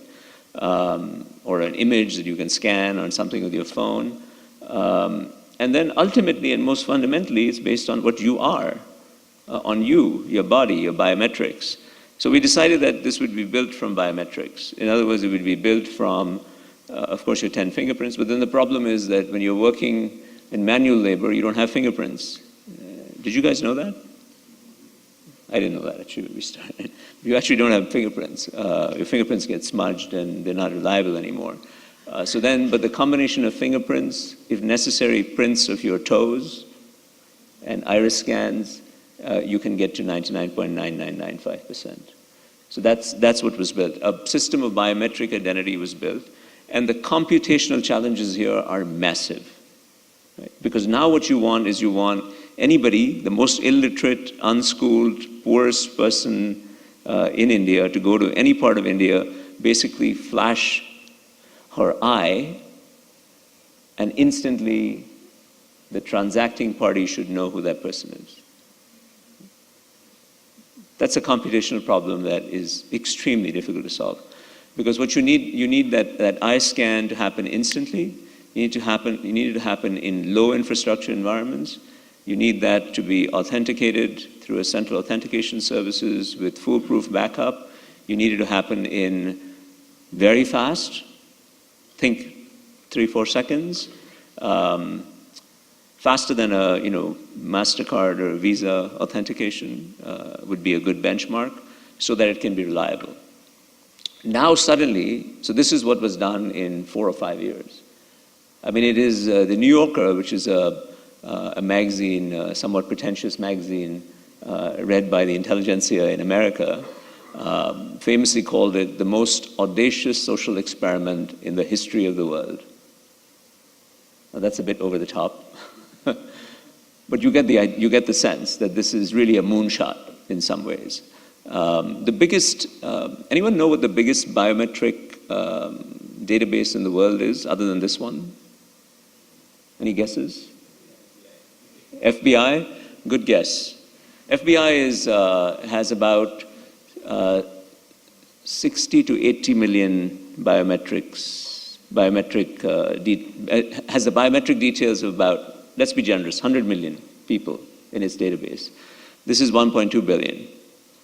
So it's 10 times as big. And the computational challenge of authenticating with 10 times is exponentially greater, right? You have to scan and compare all the time. So this is what was created. No money, what was charged to the government of India was $1. Entirely volunteer effort. People participated. The most, I think it was Gates who called it the most successful software project ever. I may be misremembering that. But the New Yorker comment is definitely correct. It's amazing. And it's completely changed the fundamentals of Indian society. Right? Suddenly, it's not possible for a man to abuse a woman. Think about how society changes. If you have a patriarchal society where the women are uneducated, right, as in many parts of the developing world, or relatively less educated, and let's say the woman is owed the money for what she's doing, and the man just takes it, right? Because the woman has no identity, the man comes and says, I'll take it, the father, the husband, the brother, the son, whoever, right? And the woman doesn't get it, there's nothing she can do. Now, the money, there's no cash. The woman shows her eye, the money goes straight to an account that's connected to the eye. And all withdrawals are for the eye. You cannot, there's no possibility of abuse. Anyway, it changes society completely. 4 years to change the future of 1.2 billion people. That's cool. Yeah? No? You agree? It's cool, right? So it's awesome. So you got Tencent, right? $500 billion in a few years. And you got Nandan's enterprise. I like Nandan's better, but anyway, they're both cool. With this now, you can trust. Yeah? The trust between the citizen and the state has improved tremendously. It used to be that the government of India is supposed to, like you have, in the book I talk about this Brazilian program, Bolsa Familia, but I know there's a conditional cash transfer program in many other Latin American countries. I don't know if Chile has one. Where, you know, in return for doing something good, the state gives you some money, right? Like, for instance, in Mexico, if you are a poor family and you make sure that your children are in school, then you get a cash transfer from the state to facilitate that. It's called conditional cash transfer. So India is full of so-called cash transfer projects worth hundreds of billions of dollars annually. More than half of that money vanishes for corruption reasons. Suddenly, it doesn't vanish. It has to go to that person, so it doesn't vanish.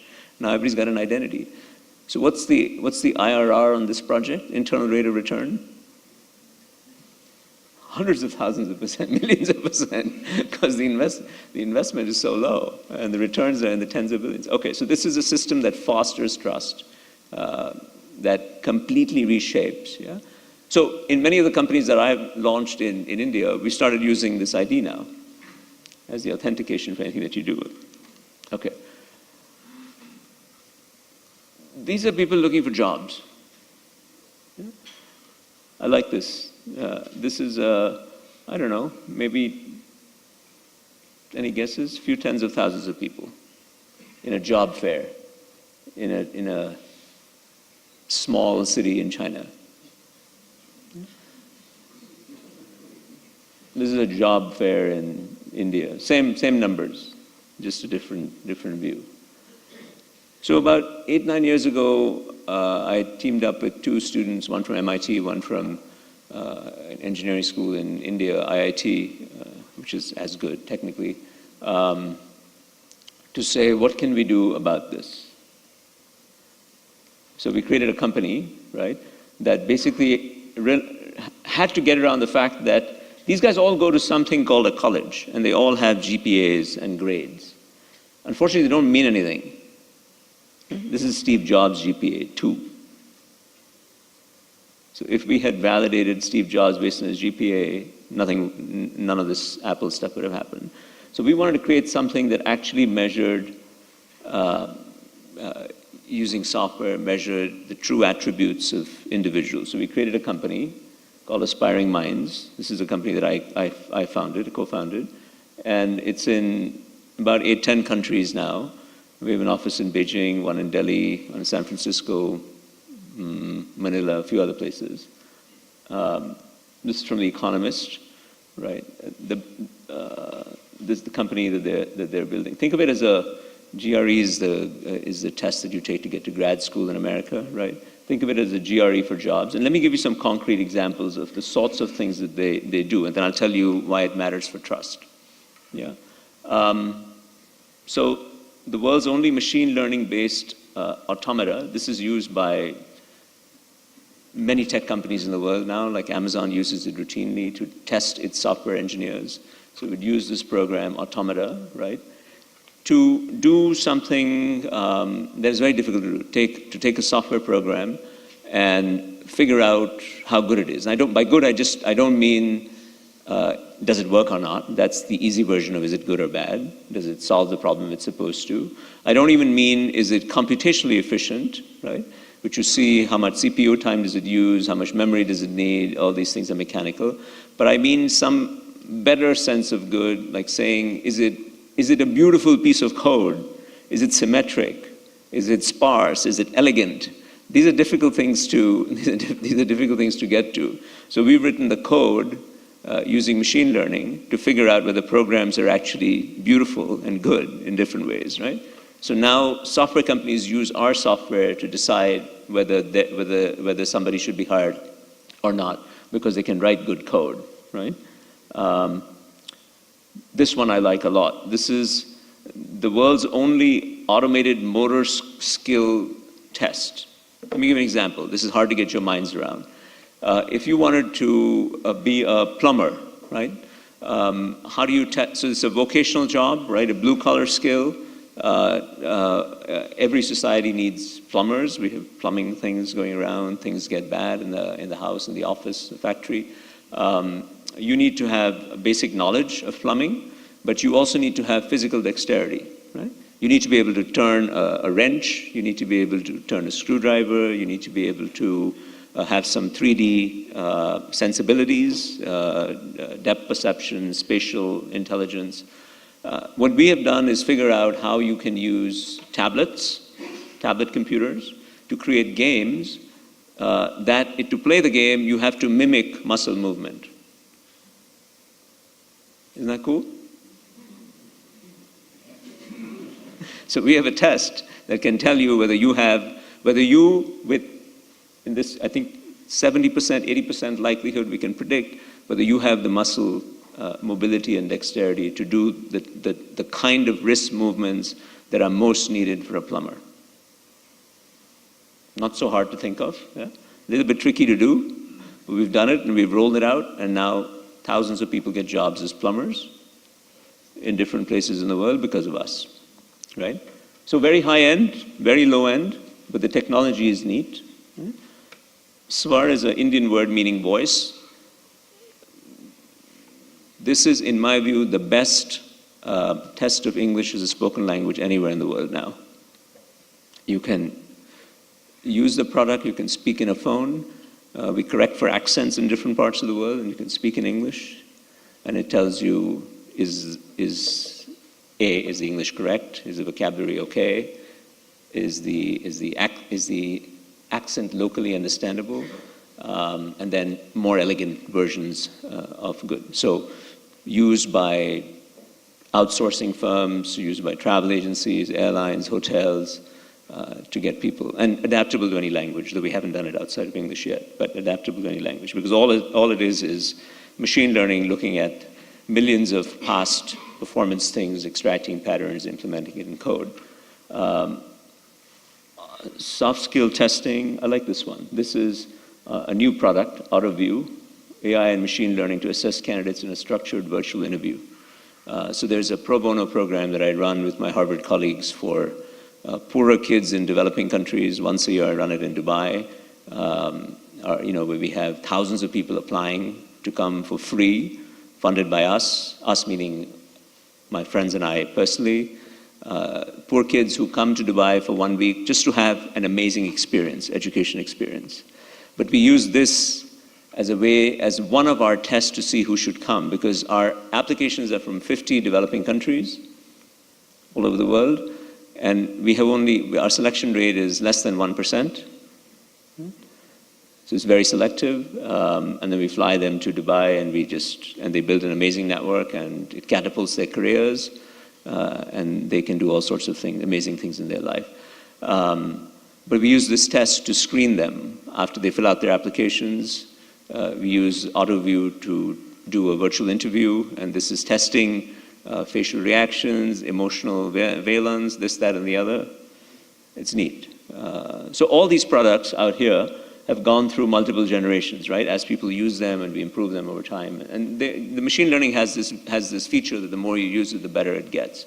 Now, why am I saying all this? What I'm saying is that in order to make sense of this, you need to have scalable systems, right, that can decide, and scalable systems that don't require you to go to a fancy university. Because only so many people can go to a fancy university in any country. And we know that when you do the tests in populations, there are lots of kids in America who never get to Harvard, right, who are as good as every kid that went to Harvard. Lots. The same is true in any country. And so why is that talent getting underutilized? Right? It seems like really stupid inefficiency at societal levels. That what we do is we all have a few elite universities, and then we all run like crazy to get into them, right? And all the employers go to the same elite universities, and they all fight with each other to get the same people, and then 90% of the people are just standing around waiting and twiddling their toes.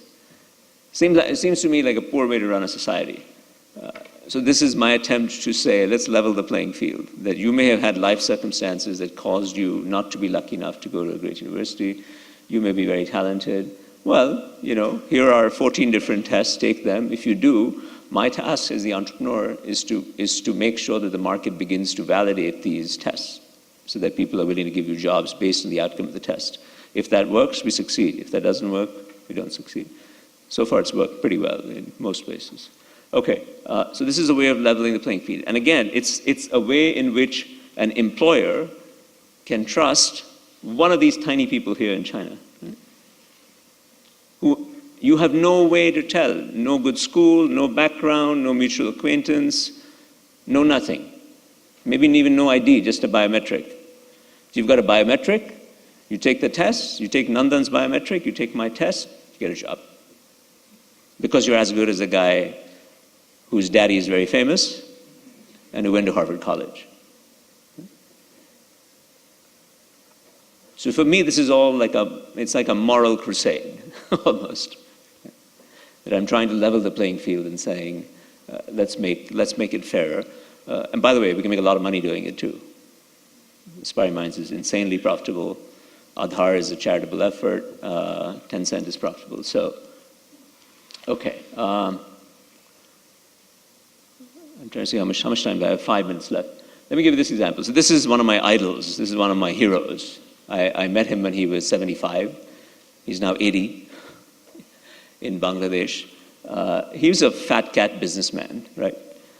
The equivalent of the Armani suit and the Hermes tie, as it existed in London, Savile Row, many decades ago, running Shell, the oil company in Asia.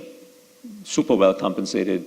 Unfortunately, there was a civil war going on in Pakistan, which resulted in the formation of Bangladesh, the country, in my part of the world, next to India.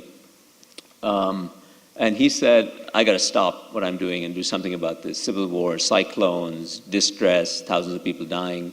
And so he basically went and used his corporate connections to get a grant from Oxfam, the charity, and said, I'll build some houses, simple houses for people whose lives have been destroyed by civil war or cyclones and so on. And the long and short of the story is that he built them under budget and on time. And then he went back and gave the money back to Oxfam and said, I asked for, I don't know, $100,000. I did it in 80, here's 20 back. And Oxfam said, nobody ever gave us money back. That's so cool. Why are you giving money back to us? That's neat. Let us know when you do your next project. We'd like to give you some more money. And he realized, oh, I'm simplifying a very complicated story. By the way, this is the world's largest NGO. Right? In my view, the best run, almost 100% financially self-sustaining at this point, right? It used to be that 100% of its budget was donations. Today, 90% is self-generated. Right? Its budget is in the billions of dollars every year. It's in 16 different countries. It has 500,000 employees. It's a real entrepreneurial success story in every possible sense. But he realized from the Oxfam example, the thing to do is to let the donors trust me. How will the donors trust me? They will trust me if I have data. And if I can authenticate the data and show them. This is 40 years ago. I'm telling you something that happened 40 years ago in the mid-1970s. And so the first thing he created, whoever heard of a nonprofit saying that the first thing we're going to create is an analytics company? That's what this is. He created an analytics company within his nonprofit. The very first thing he did when he hired a statistician and said, your job is to collect data on everything that we do and present it in a way that's reproducible, testable, etc. Right? So this is it. Today, somebody like the Gates Foundation would trip over itself to give him money. When Reconstruction started in Afghanistan, nobody went to Afghanistan to say, hey, who can we trust? They went to BRAC and said, do you mind opening in Afghanistan? We'll give you the money. You set up the stuff. Simple point. Nonprofit built on principles of entrepreneurship, right? Moves the needle in 15 countries around the world in tough circumstances. Okay, I won't talk about the rest. One more example. Unknown entity, friend of mine. Huge milk crisis. Not a friend at the time, but I met him when he was building this in Shanghai. Huge milk crisis in China. Essentially, unscrupulous people. The milk goes from the cow to the baby. Right? A lot of people touch it on the way. Supply chain is kind of long and complex. What's a simple, unethical way to make money? You dilute the milk with water and sell it. Right? So you make twice as much money by putting half of it as water. Cheating, basic cheating. You see everywhere. So how to cover it up? Because the Chinese government has tests for protein content. Oh, you add some poison. Why? Because the poison has the same nitrogen molecule that protein does, and so it fakes the protein test. It shows up as good protein. Small side effect, baby dies. That's what happened. Massive crisis in China in 2008. I mean, the government had to come out and apologize. I mean, it was crazy. So the government did what the Chinese government normally does, which is crack down like crazy, arrest a lot of people, executed 2 people for murder, imprison everybody else, put tighter rules, no effect. Still continuing, because this is decentralized corruption across a big country. Other people tried other things. They tried to create websites to crowdsource instances where people had heard about milk poisoning. The problem is the website collapsed because it was everywhere. And so people got fed up of hearing about this all the time. So I had this friend who said, I need a different way to do this. So this is the guy. Taiwanese guy actually built a company in LA and sold it to Google or someone, made some money. Not huge money, but money. Said, I'm going to go back, I'm going to work on milk. What can I do about milk? Well, all I know how to do is run a production line from a software company. So I'm going to make happy cows. I'm going to make my cows happy because I think the yields will be higher and they'll make better milk.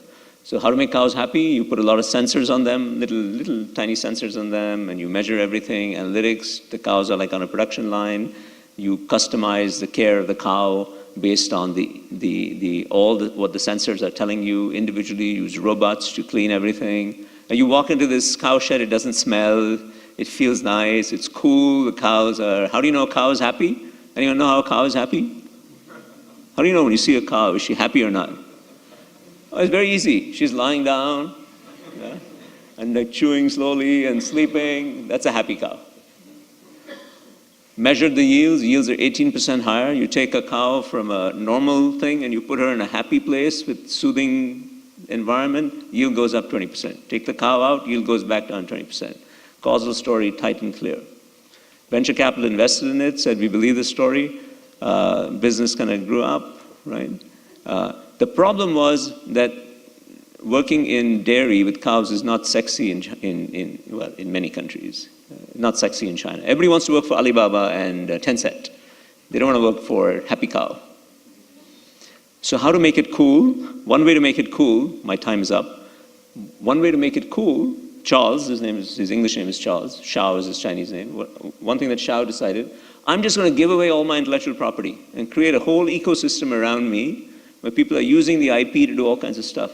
The private equity had a fit. They said, we just invested in you, you're giving away your IP. You just gave away all the IP. And people began to do things with it. You know, new companies popped up around Hangzhou, starting to do these things. There was a whole ecosystem that came up. Remember my little phrase, creating the conditions to create. Right? So he effectively, over a period of 2 years, created the conditions to create so that talent began to flock into it. Right? And alleviated the key constraint that had. Now, we can all have the mindset that you know, he's giving away stuff, which is sort of the private equity mind. By the way, private equity guys did very well. He exited the company, sold it to a bigger dairy, everybody's happy financially.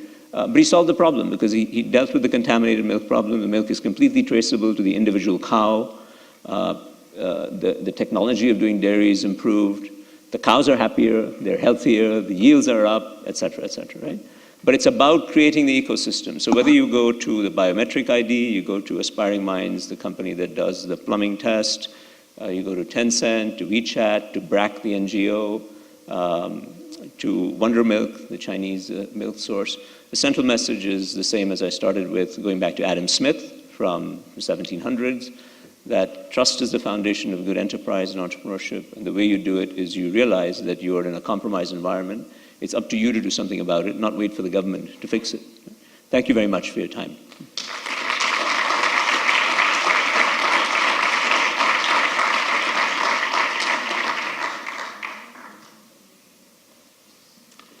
Agradecemos la presentación del profesor señor Tarun Khanna por la presentación. Les recordamos que el número de WhatsApp medio para poder escribir las preguntas es el +569 8563 6616. Ahora dejo con ustedes al señor Eduardo Olivares, editor general del multimedio Pauta, quien será el responsable de entrevistar y luego recoger las preguntas que ustedes han podido enviar. Conversaremos con el señor Khanna sobre los problemas de la confianza en Chile y en la industria de la construcción. Démosles un fuerte aplauso.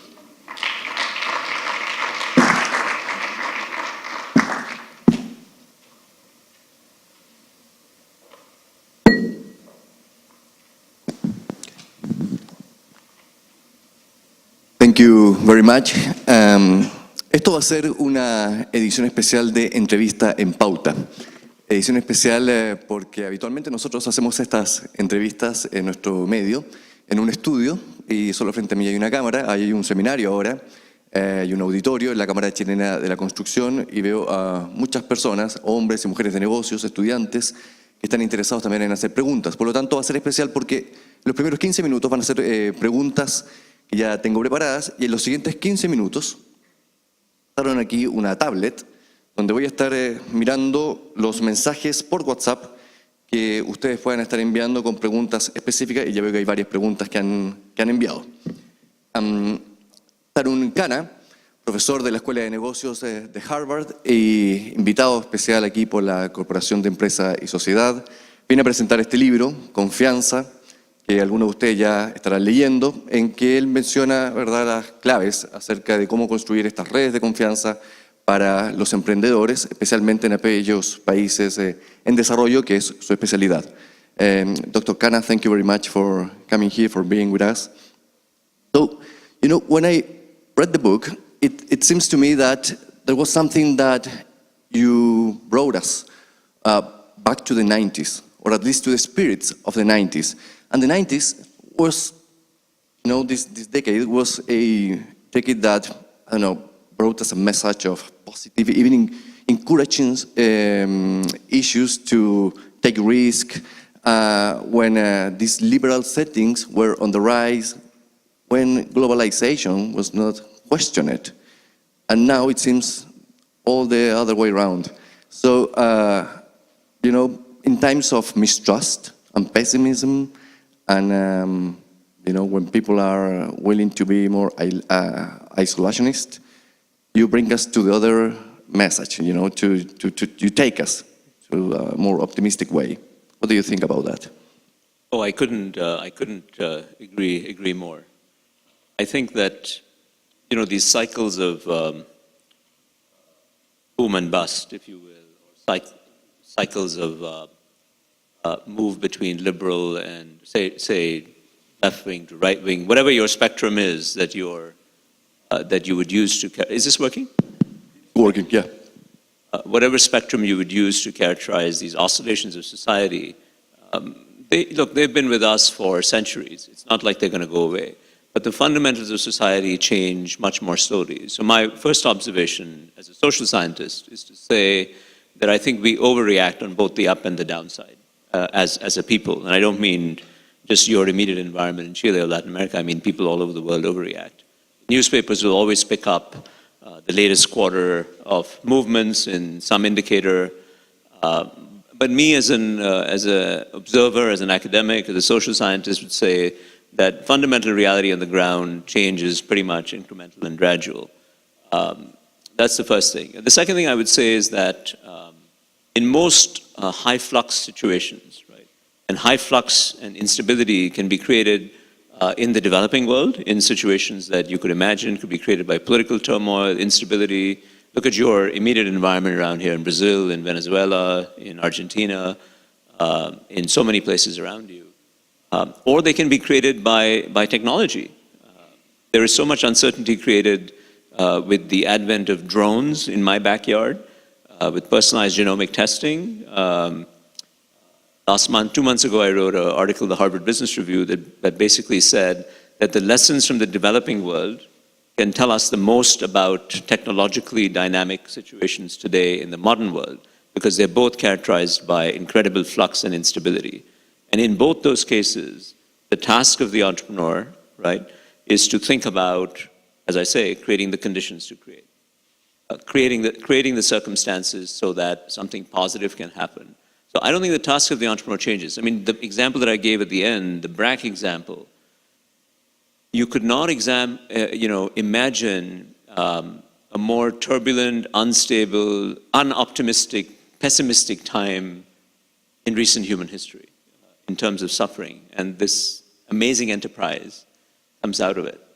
You know, sometimes when I was reading your book, you put many examples. One of them is about you didn't experience this, but you get the testimony of persons living in Johannesburg in South Africa.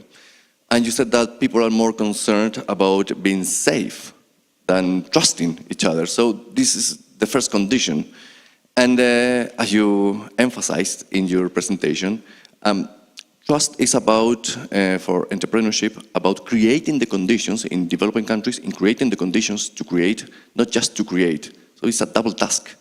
So what's the difference nowadays in these developing countries, including our country, between trust and, I don't know, security and safety?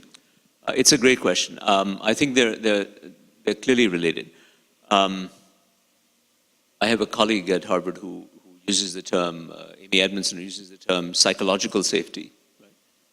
So when you think about, and you know, when I'm working with some of my former students, and either they come to me and say, let's do this jointly, or I suggest something to them because I think it's appropriate to them, the first thing I have learned to ask over the years is, do you really want to do this? Because it's going to be a roller coaster ride for 3, 5, 7 years. You could have a much more, in my case, there are students coming out of good universities, so they are likely to have very good careers for the most part. You could have a safe, lucrative career.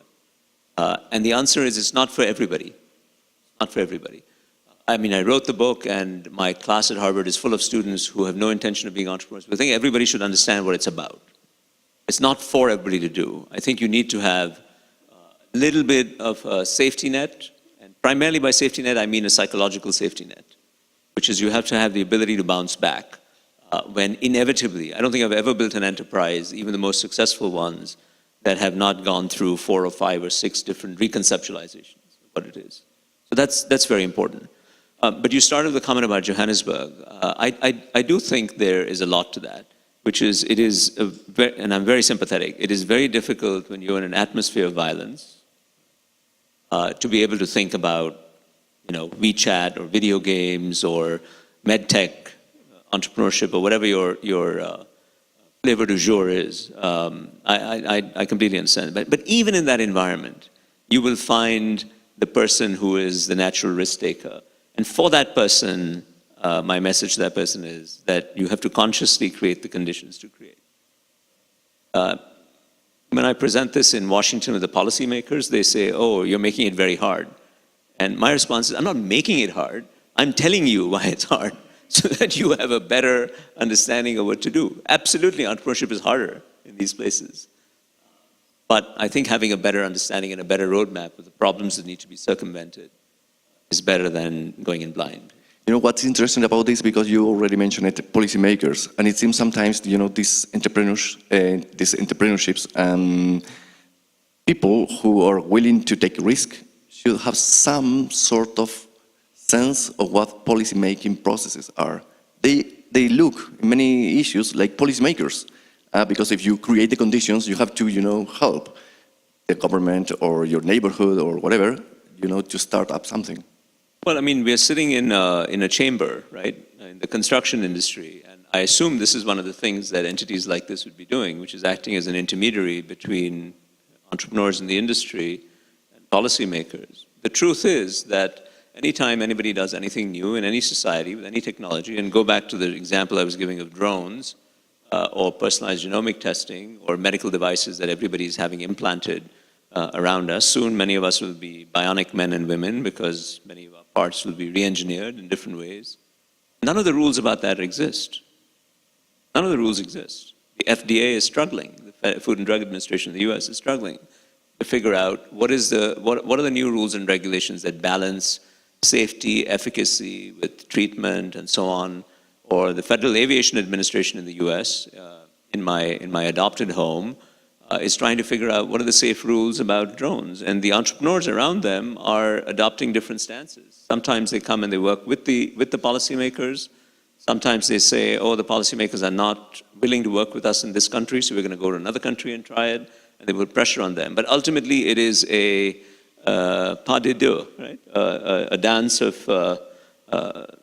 dance between the entrepreneur and the policymaker to mutually educate each other. There are 5 billion people living in these developing countries right now, and there is one author called Paul Collier who talks about the bottom billion, right, who lives in the least developed countries. And he claims that the 8 agencies, but particularly Libro and other actors, have a role to play in those countries. What do you think is the role of 8 agencies? What's the role of charity, philanthropy? I think philanthropy and charity has a huge role. So I don't, even though I'm very much, of the mindset that supports private enterprise and for-profit corporations, even in solving societal needs, because I think they scale faster, I do think that there is a role for the poorest of the poor, who do not even have the physical well-being, right? Whether it's due to nutrition or health or psychological safety.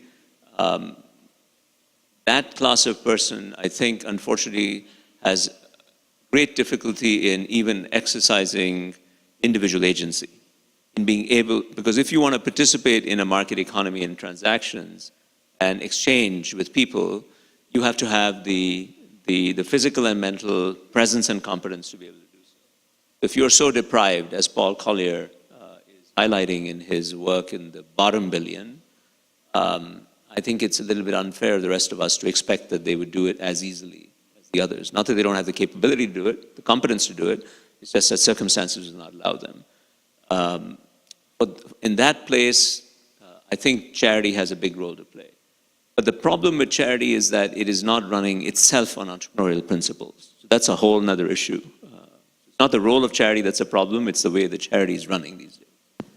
You stress the importance of individual agency, right? You talk about this here, and in many parts of your book, you say, if you wait for somebody else to work for you or to help you, you're going to be waiting for a long time, right? Until eternity, I guess. But also you stress the necessity of having networks. Of course, the close networks, the family networks, but beyond that. And individuals alone are not sufficient to create the conditions you're talking about in your book about trust. But this is how you trigger the creation of networks when you do not have trust. What's first? What can you do? Difficult, but necessary. All these examples are examples of people like you and me, and much less fortunate, just saying that I'm gonna just do one or the other thing. And it's not just an abstract idea. That's why I made all the examples very concrete. This is a kid who just said, that's the trust problem, or that's the infrastructural thing that's missing. I'm going to fix it. Then wait for it. That's one part answer. Not to say that it's not difficult. Of course, it's difficult and tricky, and that's why very few people end up actually being able to do it successfully. But the other role is the small example I mentioned. 2 years ago, some friends and I, realizing that we are in a fortunate position in our lives, or whatever set of accidental circumstances, that we should be helping these other kids create networks. And so we created this pro bono program that allows thousands of people to come and meet each other virtually, and then some small fraction of them to come to, in that case, Dubai. And the reason we picked Dubai is we got the airlines to fly them for free. Dubai, and it's a central entity, and so you have people coming from dozens and dozens of countries cascading there. But within 5 years, that's going to be a network of tens of thousands of kids who are networking with each other virtually, and that'll be their network to start. I tested your theory. You could have done this. Yeah, I know. I tested your theory. Getting here, I took this Cabify, which is like Uber, right? And I asked the driver, "What are you doing this?" And he said, "Well, I was unemployed, and I used to work in informatics, and I tried to do something, some entrepreneurships, and I couldn't do it. Why? No, I didn't have the money." So I said, "Well, I know an author saying that you have to create your own networks of trust. Did you try to call other people to work with you, same interest?" And he said, "No, I didn't think about this." And this is real experience, okay? And it just happened. And he thanked me twice than usual when I said goodbye. So this is interesting because, when people do not know that they can do, they can associate each other. And you talk about these experiences also, about this cooperative in Gujarat, in India, right? Which is also a milk production cooperative. We have one here, Colun, in Chile. So it's difficult for common people to know this, and to apply this. About Chile. What is your... Sorry, so on your example, okay. I think that's our role, is to be able to speak about these things and to put some structure around them so that they become intelligible to the common person who's busy in his or her life. Of course, that's the role of an educator like myself and others in the room, but also our role to discuss both successes and failures freely, which I take it upon myself to do as part of my social job, so to speak, not my Harvard job, but my responsibility to society. I'm sorry. Yeah, Dr. Khanna, it's about Chile. You conducted some research indeed in Chile, and you published some papers talking about Chile, and you compared Chile with India in the end of 90s and the beginning of this century. So what's your call about Chile? What's your idea of how Chile and the Chilean entrepreneurs are doing their job, whether they are applying this trust network, for example? So one thing, I couldn't comment in general about it. I'm a frequent but episodic visitor. I'm here for a few days, almost once a year or something like that. The thing that, as would not be surprising to you, the thing that strikes one about Chile is that it must have an amazing societal trust framework to be able to have the institutions that support the market economy so well compared to almost any other developing country I know. And a lot of that, as you know, your own history much better than an outsider like me would know, But the whole dynamic after Allende and Pinochet and the Chicago boys coming and putting those foundations in. But the nice thing is that when you switch from Piñera to Bachelet to Piñera to Bachelet, back and forth, the foundations are not shaken in many ways. And to me, that says that there is a level of societal trust in the ambient institutions that's really quite amazing and quite commendable. On the other side, I'm quite not surprised so much, but intrigued to see how in some sectors in this country, for a country of the affluence of Chile, right? You know, I don't know what is the per capita PPP income is probably $15,000, $18,000? 20 plus, yeah. $20,000, okay. So that's, you know, that's pretty affluent middle income country now. It's interesting to see that there are pockets of the economy that are so undigitized. And so, to my eyes, because my eyes are very much influenced by Asia, so slow. So slow. Even in the parts of the economy that are digitized, it's very slow. And it works because your environment is, in Latin America, is much further behind. So I would say that Chileans need to benchmark themselves against the best in the world to double and triple their productivity in some ways, rather than implicitly benchmarking themselves with people around them. I'm going to be taking some questions from the audience from now, and you know there are some who people repeat the the ideas, and this is the public trust, the trust in companies, in business people, businessmen. Yeah. How low it is right now, and there is this suspicious from the government, from society, on the companies. Is this something that we are living here in Chile? This is, what people here in the audience are asking. But how we can, treat this? This is not unique to Chile, right? In the U.S., trust for business, particularly after the 2008 financial meltdown, was at an all-time low. In fact, trust in institutions in the U.S. is at an all-time low, whether it's the Congress or the presidency or what have you. But trust in business is also extremely low. Trust in business in my own country of origin, India, is extremely low. I think this is sort of the, if you will, the fault of business, of us, which is we have to tell our story. And there are, of course, unscrupulous actors everywhere. Who might be responsible for some of this. But for the most part, I think business is a force for enormous good. I believe that. That's why I'm at a business school, and that's why I teach about entrepreneurship and work in business myself. And to me, it's amazing that the institution of business that is the motor for every society at the end of the day, because even if you think it's the government runs on taxes, and taxes are paid by businesses for the most part.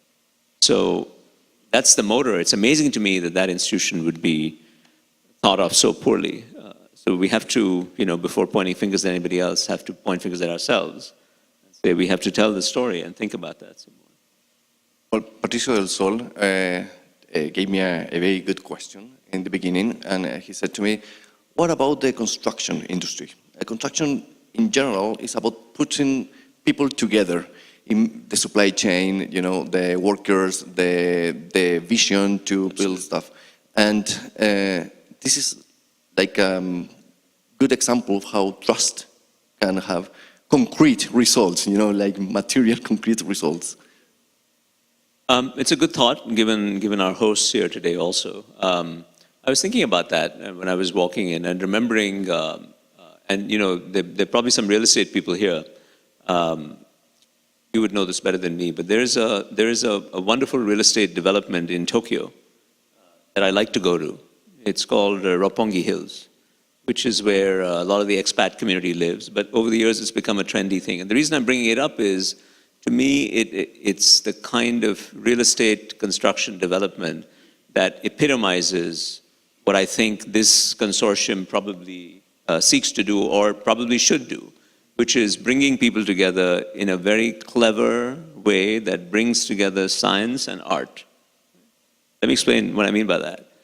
So this is a very large complex, I would say dozens and dozens of buildings, shopping malls, complexes, etc., whose planning is such that that every detail is set up so that you meet people in your daily life, in your professional life and daily life. Just that simple idea. But the physical layout, the sensors and data that you gather as you move through, the optimization of space is scientific in that sense, right? In a planning sense. But then it's beautiful in a very artistic sense. And there's, again, conscious effort because our physical well-being and our psychological well-being responds very much to the ambiance around you. Whether it's sort of the quality of air that you breathe, the light that's available, the beauty of the surroundings. And to me, you know, Roppongi Hills has been so successful because it's really, so successful both as a place where people want to be, but successful as a financial development as well. But it's a beautiful example of a platform. I mean, you go to many of these examples, whether you go to Tencent or Aadhaar or BRAC or Aspiring Minds, what they are really doing is creating platforms so that people can come together, right, to solve some problem. Well, many people, I'm going to summarize some of the questions. Many people ask about ethics, the ethics of business people and creating the conditions of building trust in organizations and in companies and in society. What's the role of ethics here? And you already mentioned it, you referred to, Adam Smith, the theory of moral sentiments. What's the role of ethics in creating business? I mean, what could be more ethical than helping to solve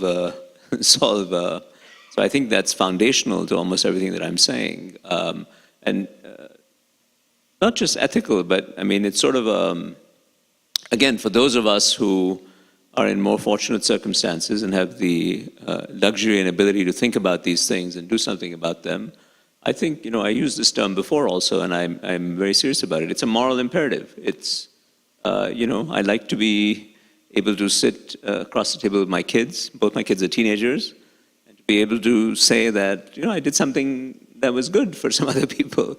It's pretty obvious that when, you know, in our lives that we have everything we need, we're affluent. So I don't need to show that to my family, but it would be nice if I could look my children in the eye and say we did something really nice.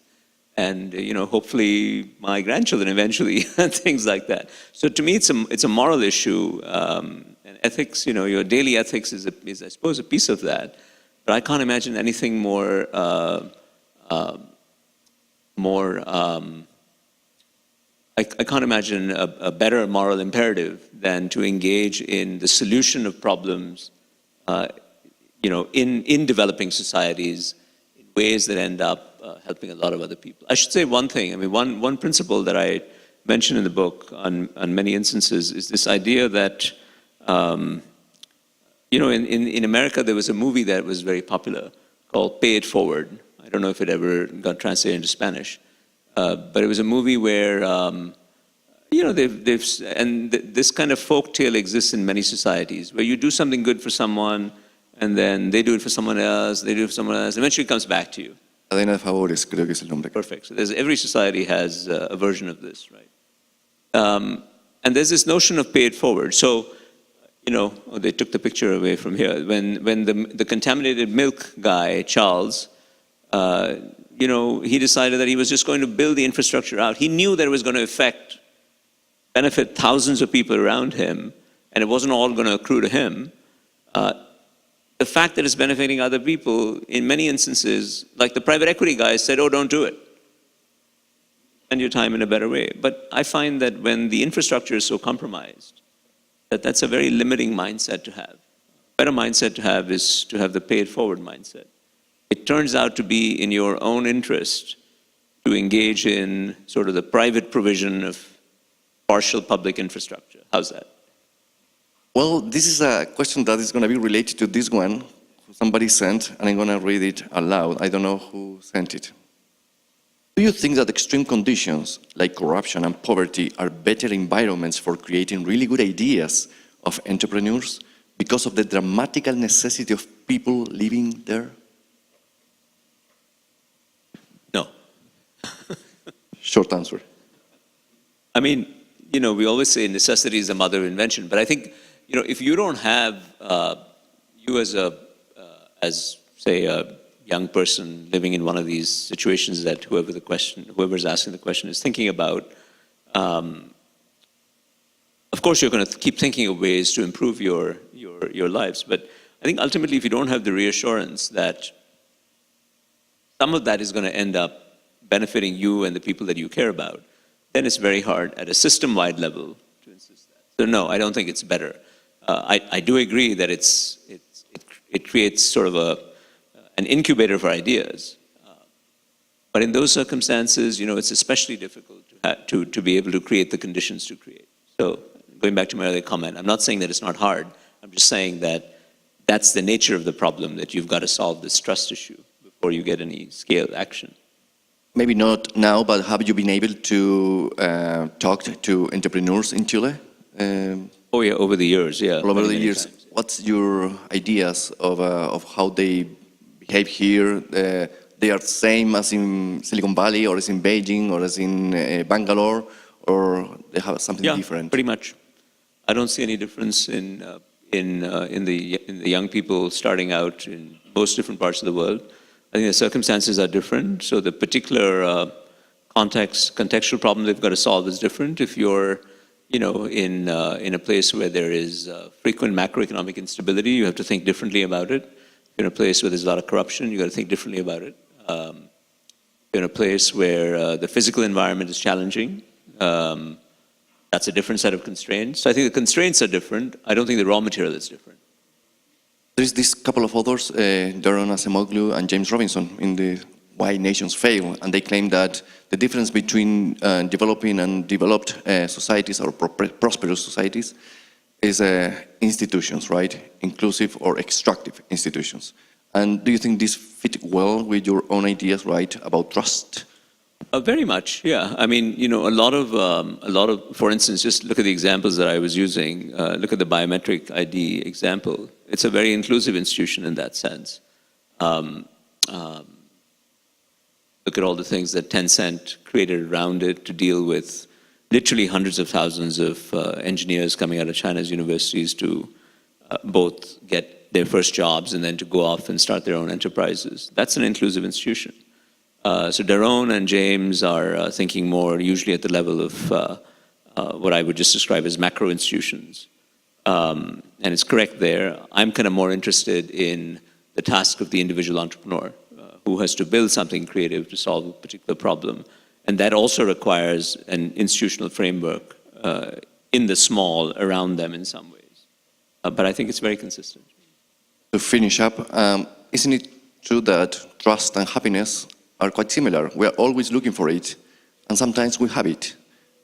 Just to finish with, some optimistic note or touch, do you think we have more trust than we think? Well, I don't know. I mean, I'm certainly happy when I'm trusting, and I'm trusting when I'm happy. So I suppose that's true. That sounds like a good note to close on. Thank you very much for. Thank you, Professor Khanna. Thank you very much, everybody. Muchas gracias. Ha sido un placer tener aquí al profesor Tarun Khanna, y con esto se concluye además no solo la entrevista en pauta, lo invitamos a que la visiten cuando esté disponible durante esta jornada en el diario digital de pauta.cl, sino además a tener al profesor Tarun Khanna en este seminario organizado aquí en el auditorio de la Cámara Chilena de la Construcción. Muchas gracias.